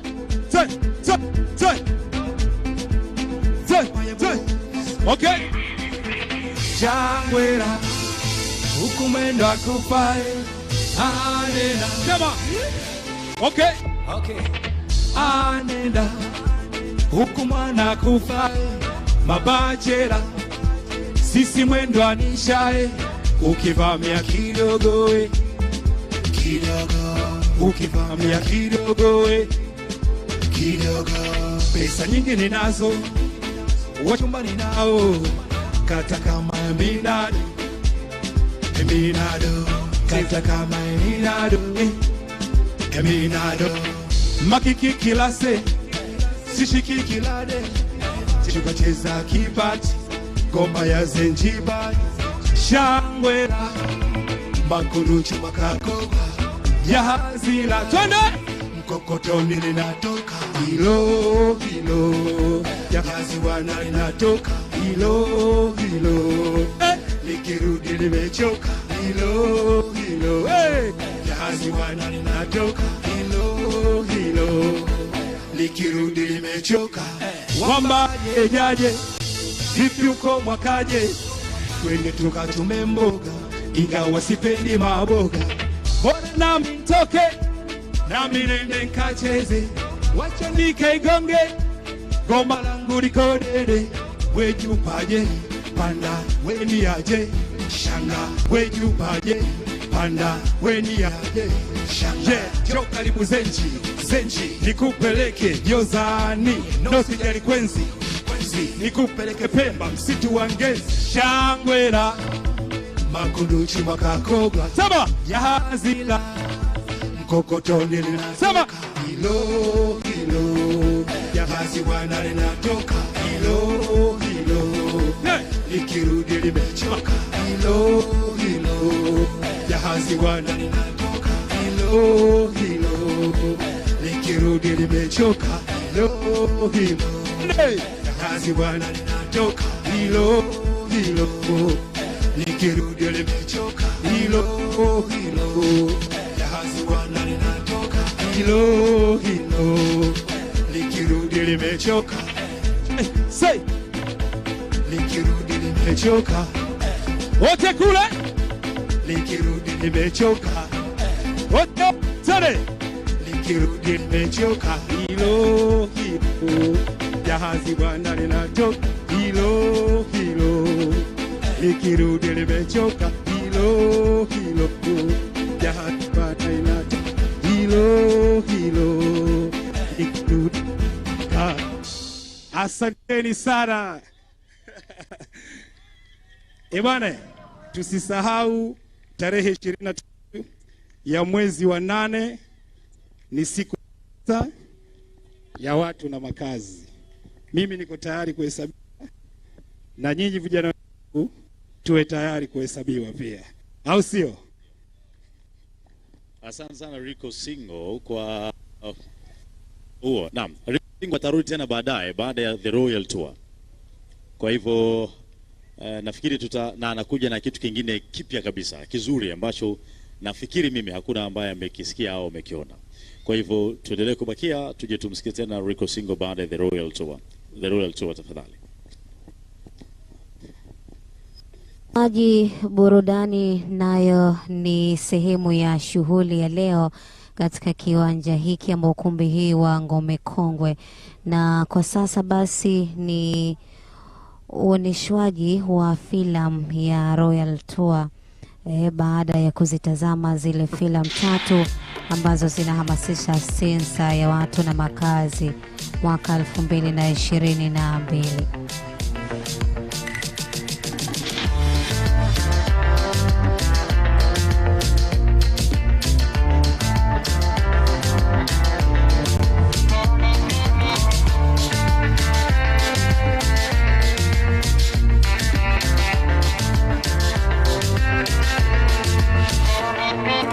And this is Tanzania, the Royal Tour.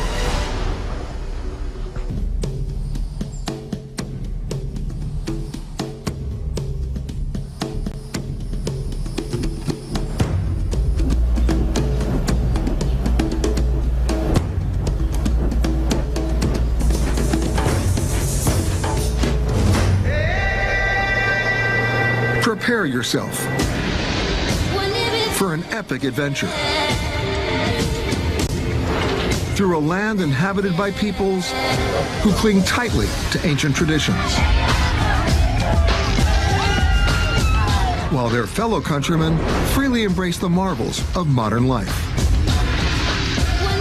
It's a place that lays claim to being the cradle of all mankind and boasts of fabled spice islands of rare beauty that reveal both a dark past and a shining example of how people of differing traditions can live together in peace and friendship. And on this trip, you'll sleep under the ocean, soar over the loftiest peak on this vast continent,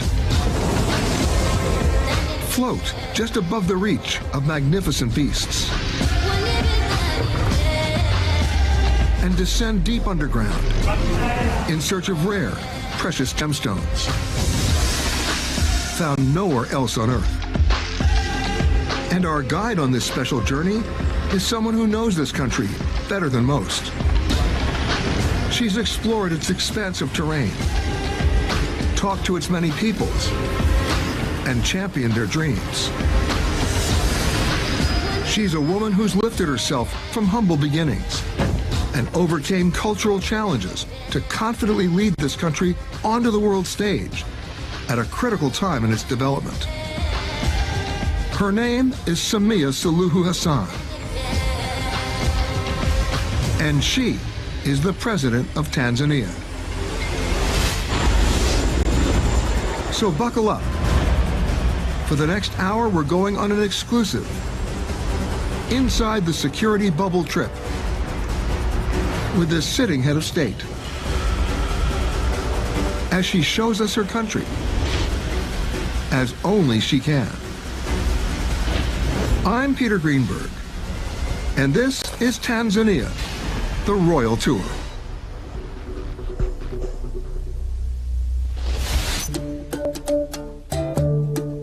The United Republic of Tanzania sits just south of the equator on the east coast of Africa and is roughly the size of France and Germany combined.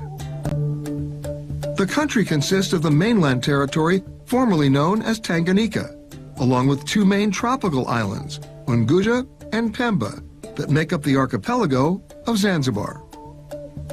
Tanzania has no shortage of neighbors. Kenya and Uganda to the north, Rwanda, Burundi, and Democratic Republic of Congo to the west, and Zambia, Malawi, and Mozambique to the south. But at the heart of this country of almost 60 million people is its largest city, Dar es Salaam. A number of years ago when I first visited Dar, as the locals call it, it seemed like a quaint colonial backwater. Today, it's a modern, bustling city on the move. And it's where I begin my tour.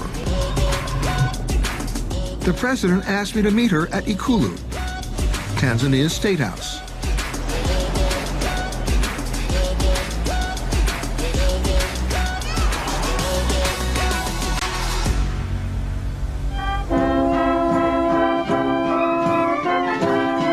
It was built back in 1922 by the British colonial government on 33 acres overlooking the Indian Ocean.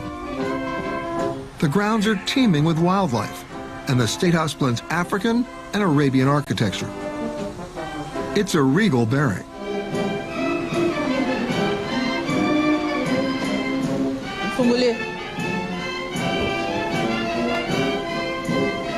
Hi, Peter. Welcome to Tanzania. Madam President, thank you so much for having me. Nice having you here. Nice having me here. Please, Yeah. welcome. What a beautiful state house. I understand it's an accepted cultural practice that most Tanzanians refer to the president as Mama Samia, but I'm still more comfortable calling her... Well, Madam President, first of all, again, thank you for having me to your country. You're welcome. I'm assuming you never expected to be sitting here. You're absolutely right. I never expected that one day I'm going to be a president of this country. President Samia had been chosen by the former president, John Magufuli, to be his running mate. In March 2021, just 5 months after she was sworn in as vice president, President Magufuli unexpectedly died while in office. Then, according to the Constitution, I was next, and I became the president. You are not only next, you're the first woman of color and a Muslim to lead a country. And that's imposed a lot of challenges. Such as? We have 120 tribes, and some of the tribes, they don't believe that women can take a top seat and deliver. As a woman, you have to achieve twice as much as the men do to be recognized. And then men are masculine and they can talk like, "Hi, Peter, I want to do this and that." For women, we can't do that. So there are a lot of challenges, you know. Now she's front and center. She's already embraced an ambitious economic development plan, breaking from the past and asserting a more progressive agenda, promoting women businesses, strengthening healthcare and education, actively opening her country to visitors, and aggressively dealing with the COVID pandemic. When you became president, what's the first thing you did? You had a public demonstration and you got vaccinated. As a president, I had to start it, so my people could believe that, oh, it's okay if I do it. So I was the first one to be vaccinated, and then others followed. Ironically, President Samia came to power as a result of an imported disease threatening her country. But it wasn't the first time Tanzania had been invaded. What makes Tanzania a country of consequence? In your history, it seems that everybody wanted Tanzania. Yeah. The Germans, the Omanis, the Portuguese, and most recently the British. Yeah. What did they see in Tanzania? I think the first thing is location of Tanzania geographically, because Tanzania is strategically located. Tanzania is a gate to East Africa, Southern Africa, and to the world. And number two, we have an abundance of natural resources. But for much of the last 3 centuries, it became clear that the resources that international traders were most interested in were ivory and slaves. By the time she was born in Zanzibar in 1960, slavery had officially been abolished, but the country was still living under colonial minority rule. In 1964, Tanganyika and Zanzibar decided to merge their young nations, as well as their names, and officially became the United Republic of Tanzania. While the country's name had changed, it was a slow road of development. But for the past decade, the economy of Tanzania has been growing at an impressive 6% a year. Billions are being spent on private and public infrastructure projects that can be seen just about everywhere. From Dar es Salaam's skyline to its new highway system and signature suspension bridge. There's a new modern railroad system under construction that will connect the country. A state-of-the-art container port to connect Tanzania to the world. And a massive multi-billion-dollar hydroelectric project to power it all. And it's all happening against the backdrop of one of the biggest economic drivers in the world, travel and tourism. Which brings me to a key question. So, Madam President, where are you going to take me? Oh, Peter, so first, remove your tie, take out your jacket, and let's go. So I lose the tie? Oh, yes. The first stop on the royal tour, the exotic islands of Zanzibar. It's an archipelago that sits about 50 miles offshore, and it's considered a semi-autonomous region of Tanzania. It consists of 2 main islands, Unguja to the south and Pemba to the north. The very names connote romance, intrigue, and history. And President Samia is the perfect guide here, because Zanzibar is where she was born. So we set out on foot in a historical quarter of Zanzibar known as Stone Town. Stone Town stands on a small triangular peninsula jutting out into the Indian Ocean.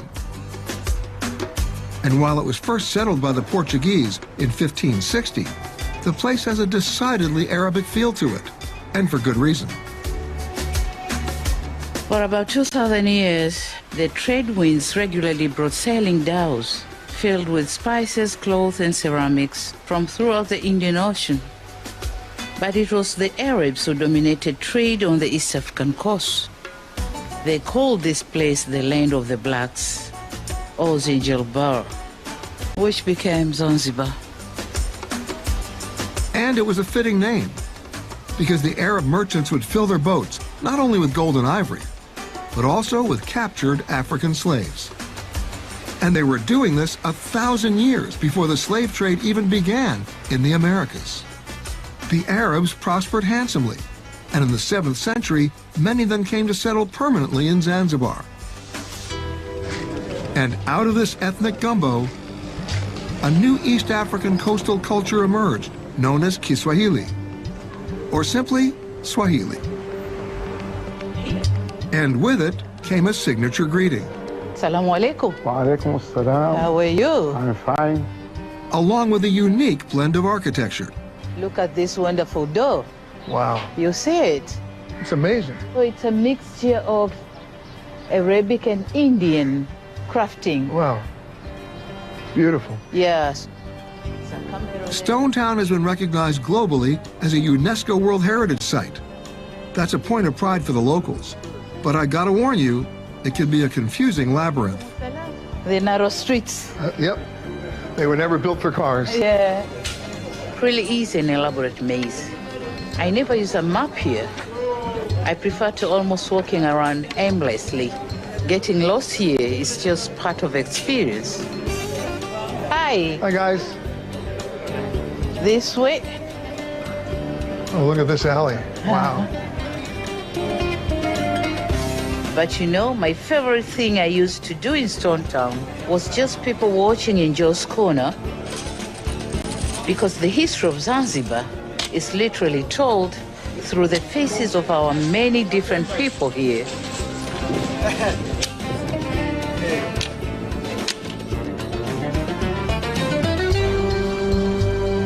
And nowhere do you see that more than in the old Arab fort.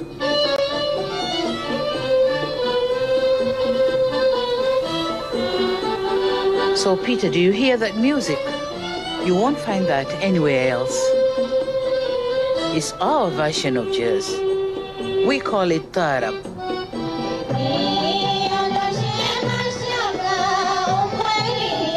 It fuses African, Arabic, and Indian musical influences. And it's always brought all the cultures together here.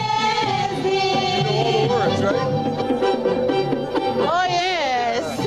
But my favorite part are the singers with their Swahili love songs.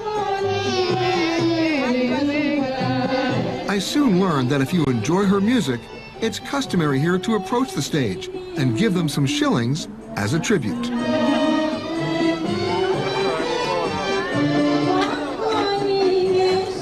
And when the concert's over and darkness starts to fall, another show takes place. Just outside the fort, in what's known as the Forodani, or People's Garden. I like to look out at the sea as the dhows return home and watch the lovers stroll arm in arm along the waterfront. Look at the young boys, Peter. They are showing off their bravery by running and jumping and diving off the seawall into the ocean. It reminds me of my childhood.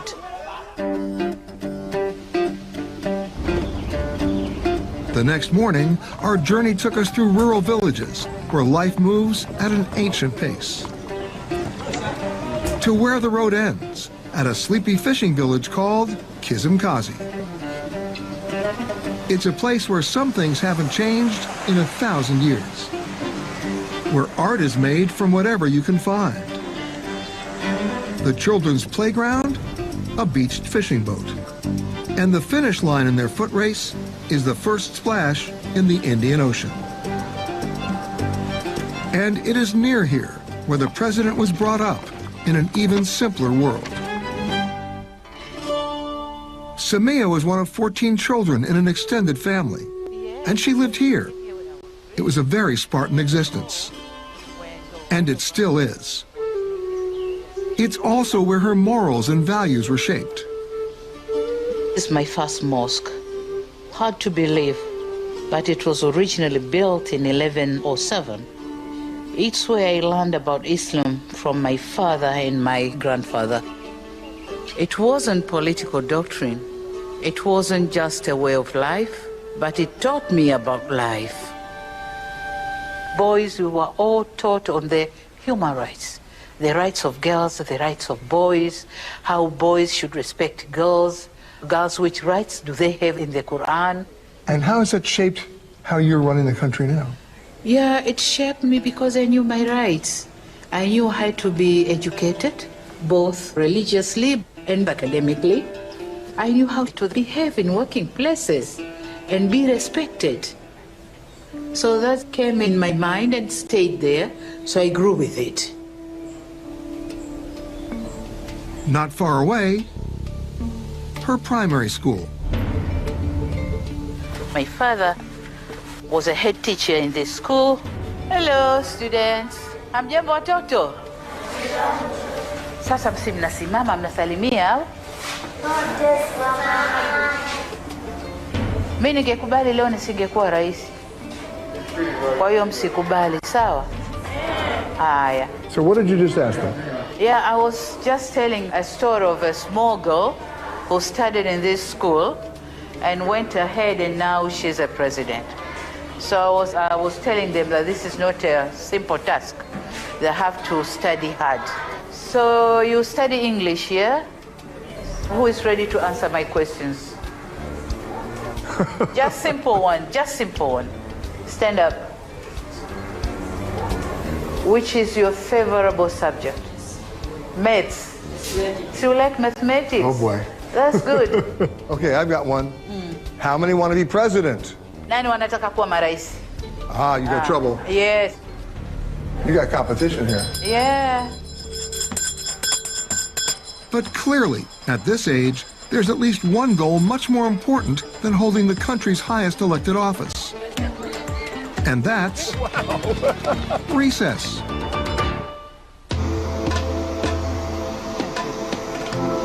It's just another morning on the red carpet as we get a royal send-off. Our destination? The island of Pemba. Pemba have nice beaches. Pemba is so natural. It's green and natural. I can say it's a virgin island. There hasn't been much development. But that's the beauty of it. Oh, yes. Asanteni sana.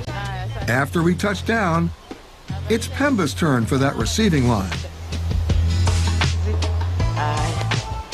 And soon, we find ourselves on a pristine beach on the north end of the island. The temperature? Absolutely perfect, but the winds are kicking up. Even the local fishermen seem to be sitting this one out until things calm down a bit. But the president is determined to fish, so we board anyway, with enough security detail for 2 presidents. The captain quickly prepared the boat, and we headed out. Joining us on board is the president of Zanzibar, Hussein Mwinyi, and Mariam, the First Lady.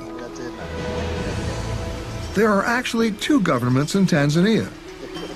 The president of Tanzania is the commander-in-chief of the armed forces and wields broad federal powers, while the president of Zanzibar is in charge of the affairs here in the islands.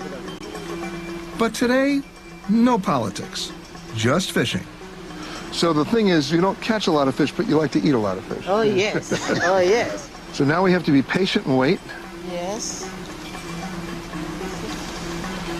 So how much patience and how much waiting? Turns out that when you're with the president, you actually don't have to wait that long. Whoa, whoa, what is Yeah. it? You think you have caught one? I think I got one. Ow, wait. Whoa, Let me see. he doesn't want to play.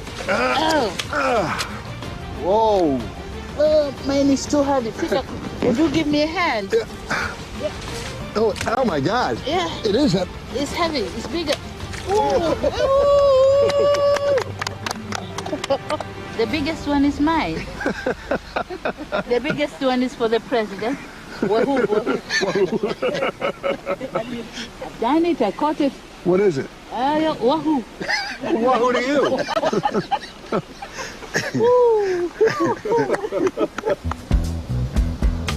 Back on shore, lunch was waiting. But the president of Zanzibar had something else in mind. Hey, Peter, come here. I have a surprise for you. Where's the surprise? You'll see. Over there. Yeah. You guys coming? No, it's your surprise. So we boarded a small launch and headed out towards something floating in the ocean. Just a few hundred meters offshore. On the surface, it looks like a small house. But it's actually a special hotel room that sits in the middle of a protected marine preserve as part of Manta, a handcrafted eco-lodge on Pemba Island. Hey, Mr. President? So we went from catching fish to a nearby sanctuary where fishing is strictly off limits. Nice and easy, one step at a time. Are you ready for this, Peter? No. You gotta be kidding. I'm coming down. Oh, look at that. That's pretty cool. A lot of fish down here. It's a private island surrounded by coral, a place to submerge yourself in the Indian Ocean, both inside and out. Forgive me for saying this, but I really can't help myself. Here you actually do sleep with the fishes, but it's all part of a sustainable, responsible effort, where a portion of the profits goes directly to help preserve the reef. The intention is to utilize our marine resources in a sustainable way. A good example is these hotels, where they do tourism, but at the same time they are doing conservation. We caught fish, we saw fish, but we had no time to eat fish. The president says we've got to fly across the Straits of Pemba to a quick and unexpected road trip to an undisclosed location. The president and I rode in the Beast. That's the Lux presidential limousine with body armor and 4-inch bulletproof glass. It comes with the job. But today, we're on a different mission. She says that before we go searching for animals, she has a special kind of safari in mind. Peter, we are going to see a place not many people have seen it. And I have to warn you, it's not a pretty place, but you have to see it. Would you open the door, please?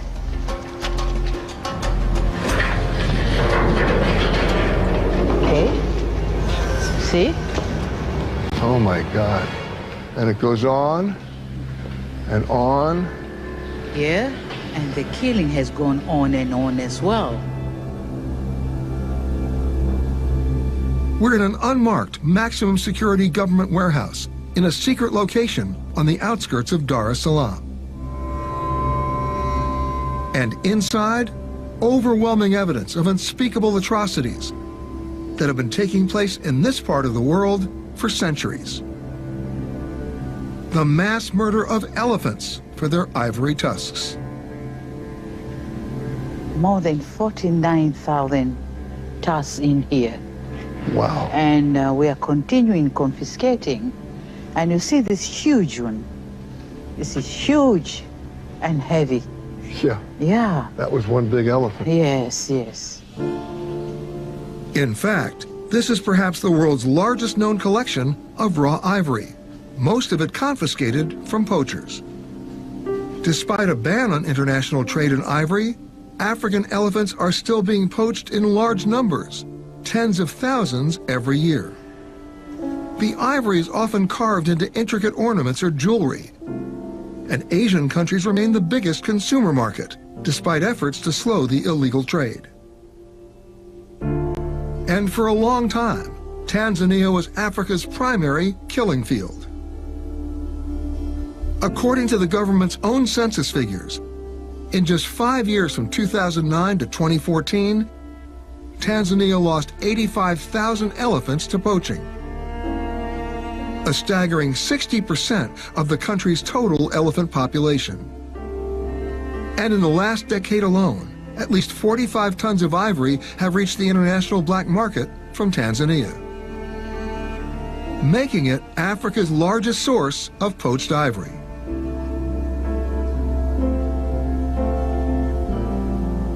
Would you bring that big one and heavy one for weighing, please? How much does it weigh? 85 kilos. Wow. 85 kilos. And how much is that in pounds? Almost 200 pounds. 200 pounds. It's hard to imagine how slaves in chains were able to carry these giant tusks 600 miles from the interior to the coast, and to think this took place for more than 200 years. Many of the slaves died from the ordeal, and those who survived were sold, all part of the inhumane culture of racism and commerce. So they killed a very large elephant for 2 of these. Can you imagine? I don't want to imagine. Really sad. So sad. But in the last 6 years, Tanzania has arrested more than 2,300 poachers, leading to a 90% reduction in poaching cases. Look at this, 2021. Yeah, it's still going on. We continue confiscating.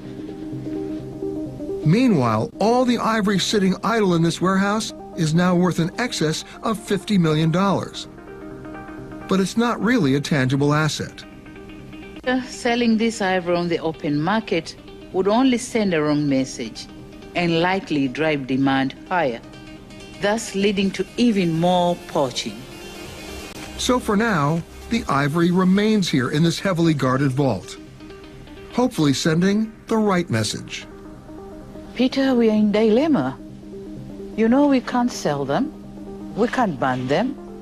We are just going to leave them like this to educate the world that these things has to stop. This is elephants' genocide. It really has to stop.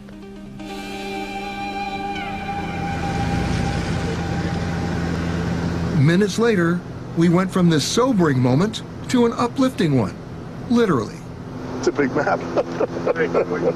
Now you got an idea of how big Tanzania really is. Oh, yeah. Where's Kilimanjaro here? Wow. Yeah.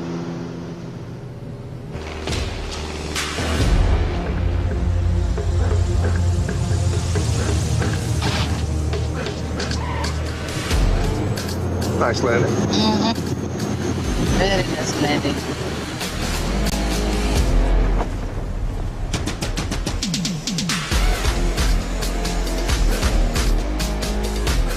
When traveling with the president, there's always the official entourage, but you could never overestimate the official receiving line.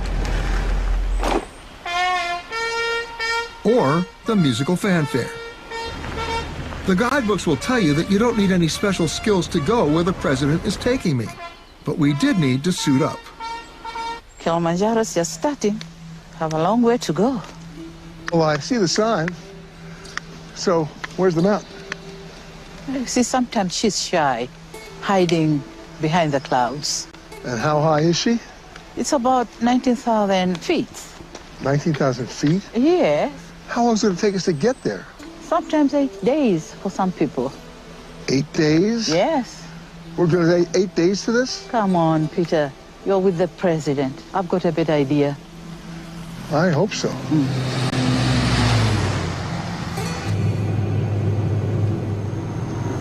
Yeah, this part is nice. Even by plane, it seems to take us forever to climb up to the so-called roof of Africa. Cheers, Peter. Pole, pole. Slowly, slowly. We'll get there. You see it now? No. No. Up there, we're gonna see it. This level.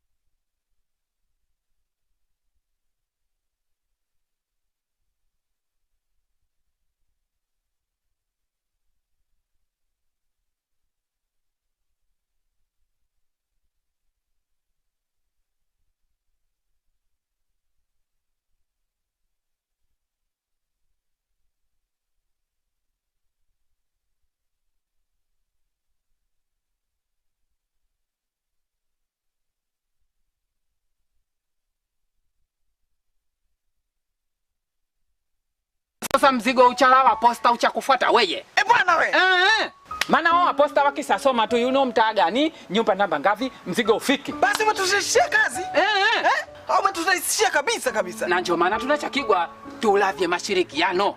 Jambo lolote Pasipo nyi mashirikiano halina kuwa. Hilo nalijua. Bwana Kirobo, mimi nashukuru bwana. Ndatua chaji ndamsikilisha makame huko. Ungadi tayari lakini bwana huko. Haya sina kuya mimi. Ujumbe huu umeletwa kwenu na kamati ya kusimamia anwani za makazi na kamati ya sensa ya wilaya ya Magharibi.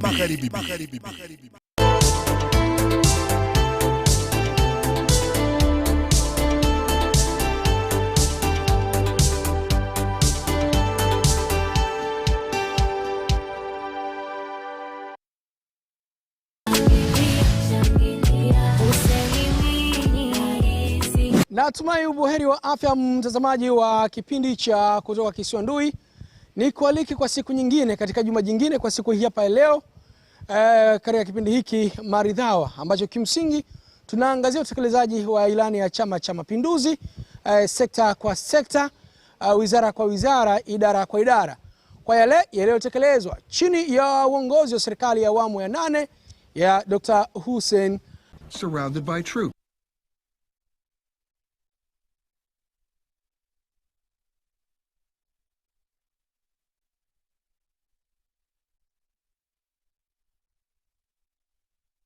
Kuja na Pemba. Na leo hii mtazamaji, kama ambavyo unavyoshuhudia, nipo katika moja wa mradi wa tenki kubwa la maji katika eneo hili la Unguja Ukuu. Mradi huu unatekelezwa na Mheshimiwa Rais wa Zanzibar na mwenyekiti wa Baraza la Mapinduzi Dr. Hussein Ali Mwinyi baada ya kufanya ziara mahala hapa na kushuhudia changamoto kubwa ya upatikanaji wa maji katika maeneo haya, ndio wakaagiza kujengwa kwa mradi huu. Na tunaelezwa mradi huu kukamilika kwake unategemewa kuhifadhi maji takriban lita milioni 1. Kwa hivyo zitaweza kuwanufaisha wananchi walio wengi kuweza kuondokana na changamoto ya maji ilikuwa ikiwakabili hapo awali. Jina langu naitwa Suleiman Mohamed. Tuungane nasi kuanzia muda huu mpaka pale tamati ya kipindi hiki. Kupitia mamlaka ya maji Zanzibar ZAWA, wizara yangu ina changamoto bado. Tunakiri kwamba bado tuna changamoto, lakini tuko na jitihada kubwa ya kutatua changamoto hizo, na tunaomba wananchi wawe na subra. Serikali yao ya awamu ya 8 ya Dr. Hussein Al Hassan Mwinyi ina mikakati mingi, ina mipango mingi. Serikali hii ya awamu ya 8 ya Dr. Hussein Al Hassan Mwinyi imezamiria kabisa kuondosha hizi changamoto za maji. Mgeni Haji pale tuna tangi la lita milioni 1 vile vile. Kwa hiyo litakava maeneo ya pale Mgeni Haji mpaka kufika maeneo ya Bambi.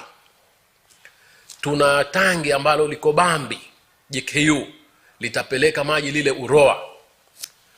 Kwa hiyo wenzetu wa kusini wajue kwamba hawajaachwa na mradi huu. Serikali yao ya awamu ya 8 iko tayari kushughulikia na haya. Tunafika hadi visiwani kule Tumbatu tunajenga tangi la lita milioni 1 kwa kisiwa cha Tumbatu tu peke yake, na tutachimba visima viwili maeneo ya Donge, na gari lishakuwa kwa site kwa ajili ya kuchimba visima, na tutasambaza mtandao mpya wa maji kutoka Donge hadi kisiwani Tumbatu. Visima viwili hivyo ni special kwa ajili ya Tumbatu tu. Serikali imezamiria kuondoa changamoto ya maji, kuwaondolea adha wananchi wake wa Zanzibar. Ndugu wanahabari, napenda sana mwape taarifa wananchi kwamba serikali yao inapambana kwa ajili ya kuondosha changamoto hizi za maji. Niwaombe sana wananchi wawe wastahamilivu, watoe ushirikiano kwenye miradi yetu hii.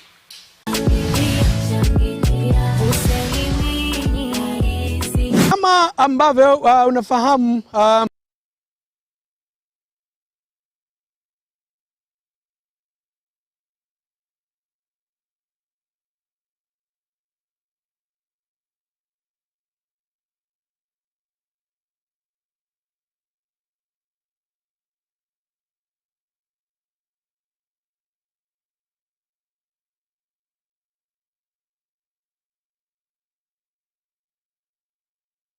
means journey. But today, people use it to mean seeing Africa's great wildlife up close. But at the moment, we're not seeing much wildlife, or much of anything for that matter. It's pretty foggy today. It's usually like this. It's going to open up. You sure? Yes, sure. Sure? For sure. Our safari begins driving up through dense highland forests and into the clouds near the top of the crater's rim at an elevation of 7,500 feet.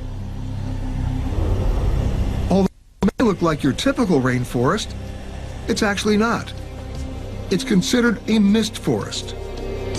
And to remain this green and lush, it depends on clouds frequently moving in to cover the exotic plant life with mist and the occasional drizzle. As we crest the rim of the old volcano and start to make our way down the steep crater wall, we finally descend beneath the clouds and things begin to clear up, just as the president had promised. Peter, from here you can see the lake on the crater floor. What a view. Oh, it gets better. Come on. As we snaked our way down towards the crater floor on this narrow road, we're suddenly greeted by some of Ngorongoro's animal ambassadors. A troop of baboons. Oh. Can I make it? You're gonna do it.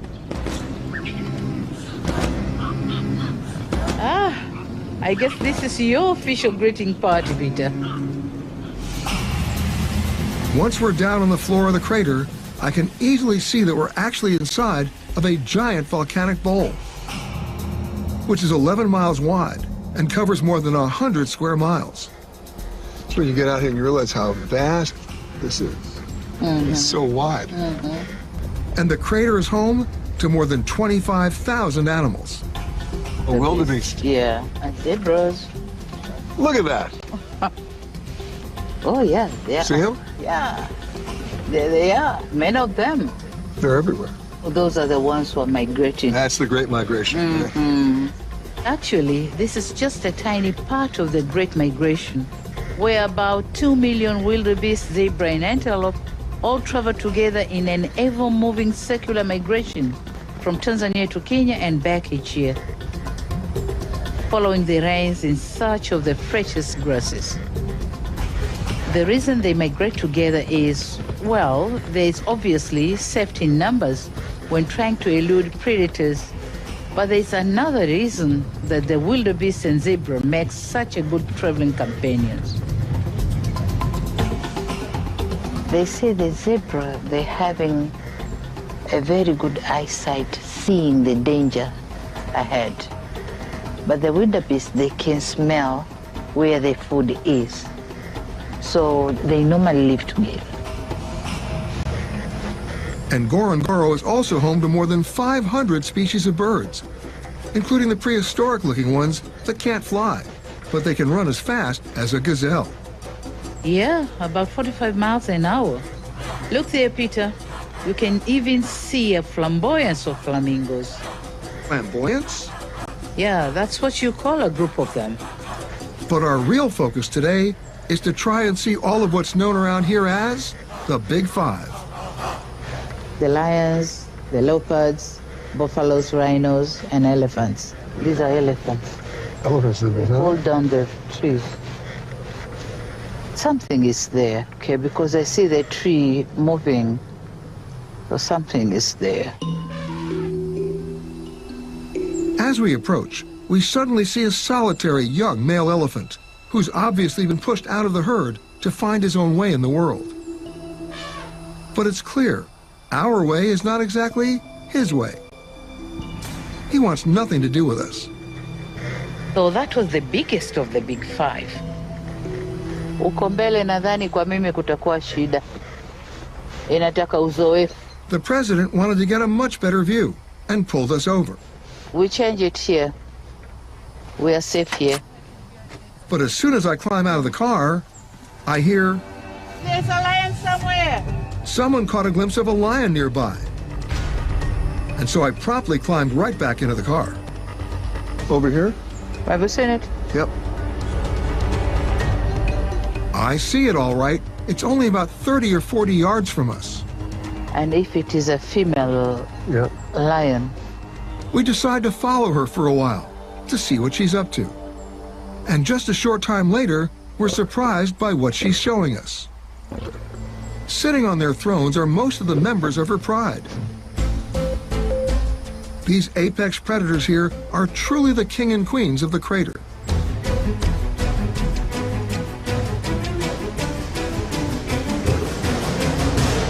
Gazelles are eating grasses, then they come here for salt, and they make their meat be palatable, and that's why the lions eat them. So basically the lions are sitting around waiting for a touch of salt. Mm-hmm.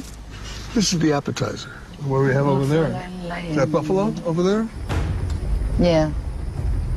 So do all those buffalo know that these guys are here? Yeah, but even the lions, they're asking themselves if they should go there, because the buffaloes are so many, and they are going to fight them.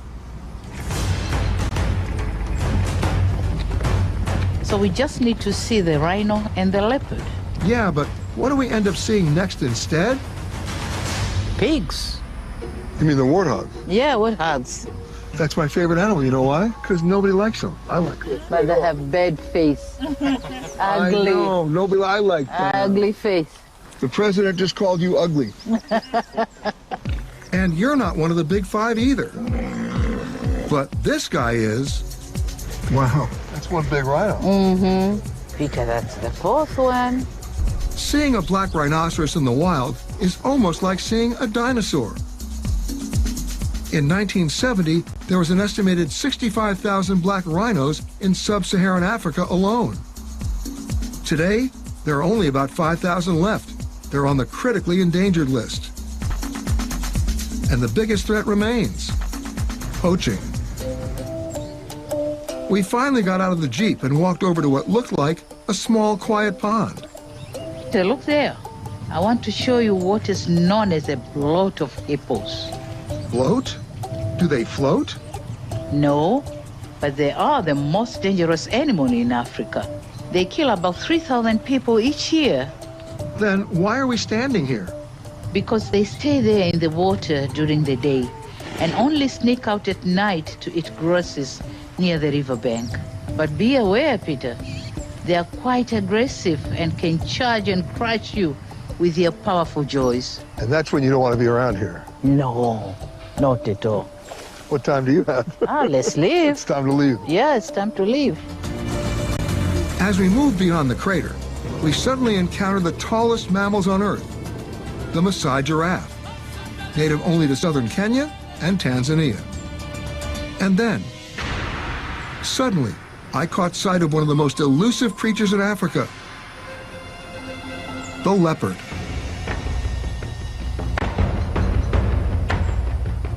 This beautiful spotted cat is a solitary hunter that likes to stalk its prey in high grass and then eat its catch high in the trees to prevent lions and hyenas from stealing it away. But most importantly, I've done it. I've finally seen all of the big five. Asante sana, Madam President. Karibu, Peter. You are most welcome. But you better rest up tonight, because tomorrow is going to be busy.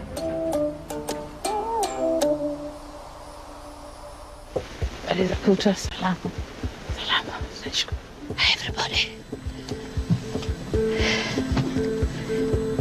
Oh.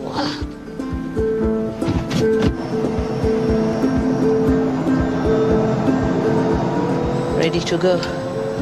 Ready to go. Yes.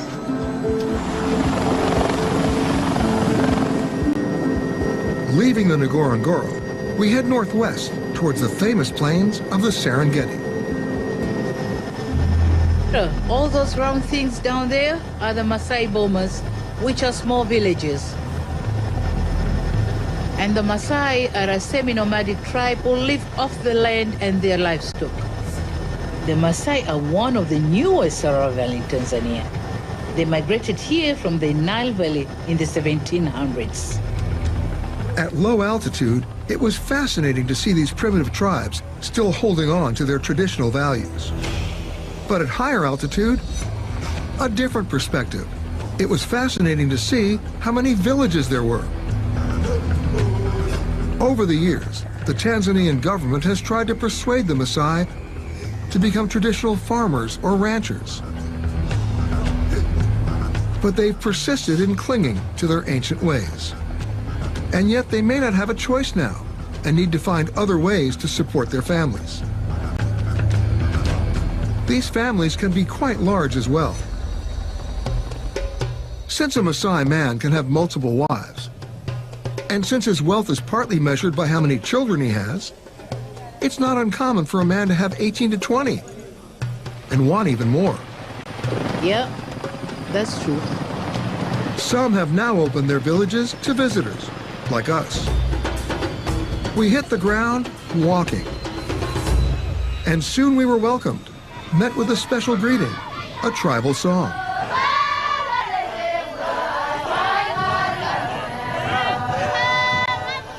Against the monochromatic backdrop of the African plains, the brightly clothed dancers are quite a sight.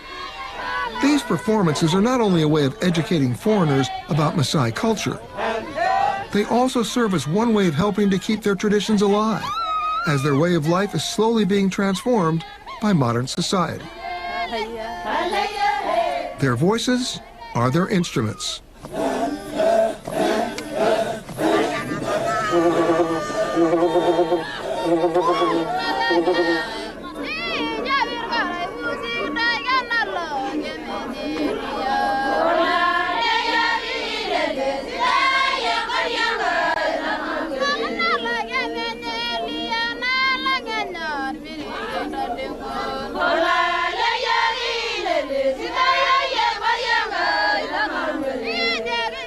Most of the Maasai dances are pretty simple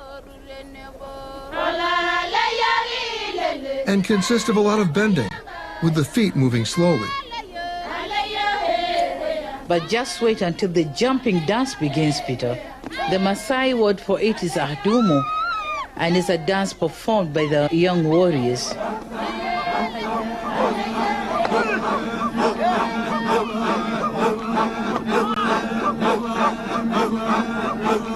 You see them jumping? This is showing their strength to the young girls. So they're trying to impress them. Yes, yes, these are those who haven't married yet. They're trying to show their strength to the girls. So the girls might be attracted who is fit for them. And if I jump high enough, I get the girl? Oh, yes, you get one of them. Oh, yes. Okay, Peter, go and do with him. Show them how you can do it. The girls are looking at you. And so I jumped. And then I jumped again. That's great, Peter. Alas, no takers. I think you're qualified. You did it, Peter. Great, great, great. My final stop, I was delivered to the fire end of a hot air balloon. The president had set up a surprise for me, an amazing way to experience the Serengeti, solo. And before I knew it, we rose above the ground for a completely different perspective. Floating above the Serengeti is like peering off into eternity. In fact, the name comes from a Maasai word, the place where the land runs on forever. The national park itself has been designated as a World Heritage Site and is probably the world's most famous game reserve. This is the way to start your day in Serengeti. I agree.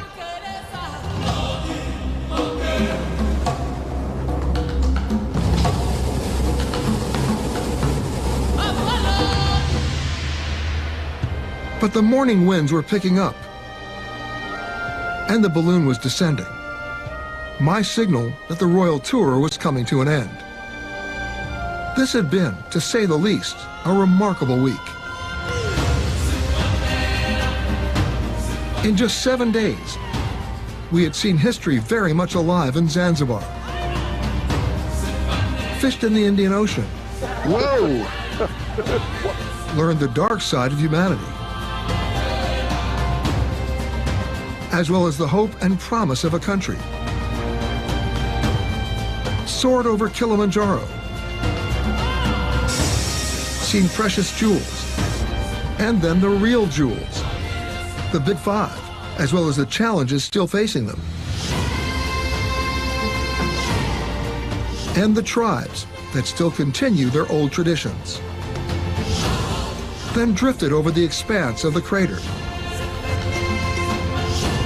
and the never-ending majesty and fragility of the Serengeti.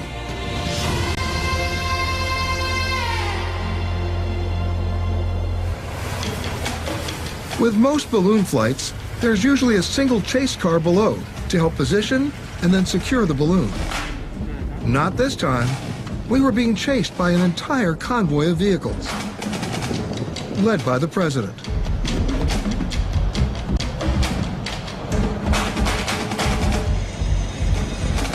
And judging from my previous balloon experiences, it was a pretty gentle landing.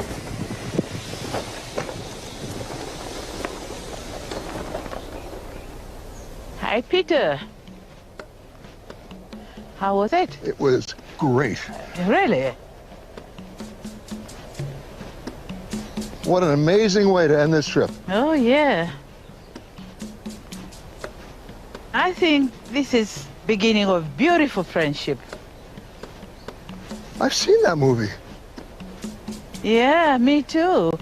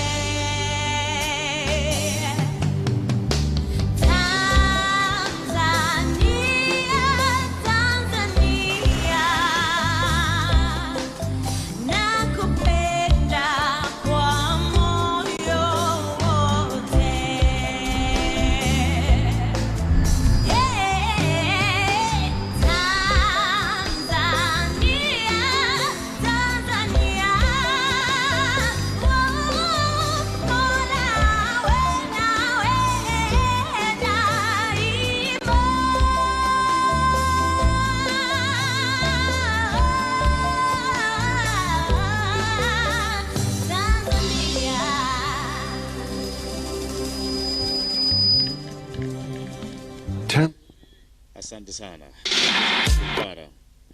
Asante na kushukuru sana, na tunawashukuru pia wote ambao umetazama hapa au tumeangalia pamoja The Royal Tour, lakini pia tangu tulipoanza pia. Nataka kuita jina moja hili, Ismail the Genius yupo hapa. Hebu nakuomba tafadhali njoo katika stage. Ninayo sababu ya kumuita hapa katika stage au katika jukwaa hili.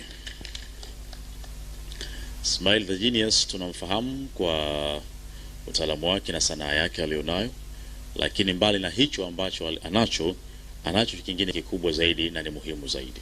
Ismail the Genius ndiye balozi halali wa Wizara ya Habari, Vijana, Utamaduni na Michezo. Asante na hongera sana. Nakushukuru sana.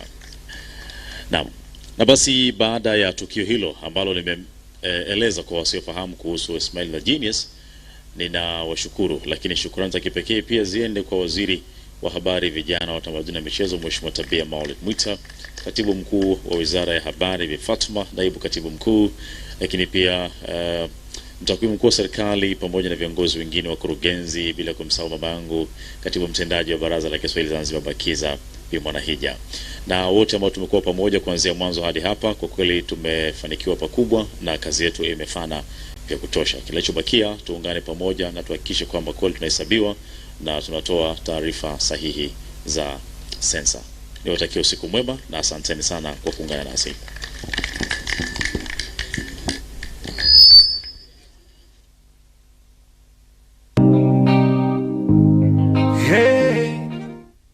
Naam, mtazamaji wa shirika la utangazaji Zanzibar, na ndivyo ambavyo basi shughuli inakamilika hapa Ngome Kongwe, na ilikuwa ni uoneshaji wa filamu ambazo zinahamasisha sensa ya watu na makazi kwa mwaka 2022, na filamu hizo basi ambazo leo hii zimeoneshwa hapa Ngome Kongwe, mtazamaji utapata fursa ya kuzitazama kupitia ZBC television na vyombo vingine vya habari, ikiwa lengo ni kuhamasisha sensa ya watu na makazi, ambapo basi ndio shughuli imemaliza na mgeni rasmi anaondoka katika ukumbi huu kama ambavyo basi unaona kupitia television yako. Na hivyo basi mtazamaji, ndio mwisho wa shughuli hii ya uoneshaji wa filamu katika ukumbi wa hapa Ngome Kongwe. Kwa niaba ya wote ambao wamefanikisha shughuli nzima leo hii basi ama usiku huu, tumeongozwa na director Fatma Hassan. Tuwashukuru wote ambao wameshiriki, pia wenzetu kule Karume House. Tukutakie utazamaji mwema. Wanawake, wanaume na wangapi vijana, inapofanywa sensa hurahisisha sana uandaaji wa sera, mipango ya maendeleo kulingana na uhitaji na uliopo leo. Mwananchi jiandae kushiriki zoezi.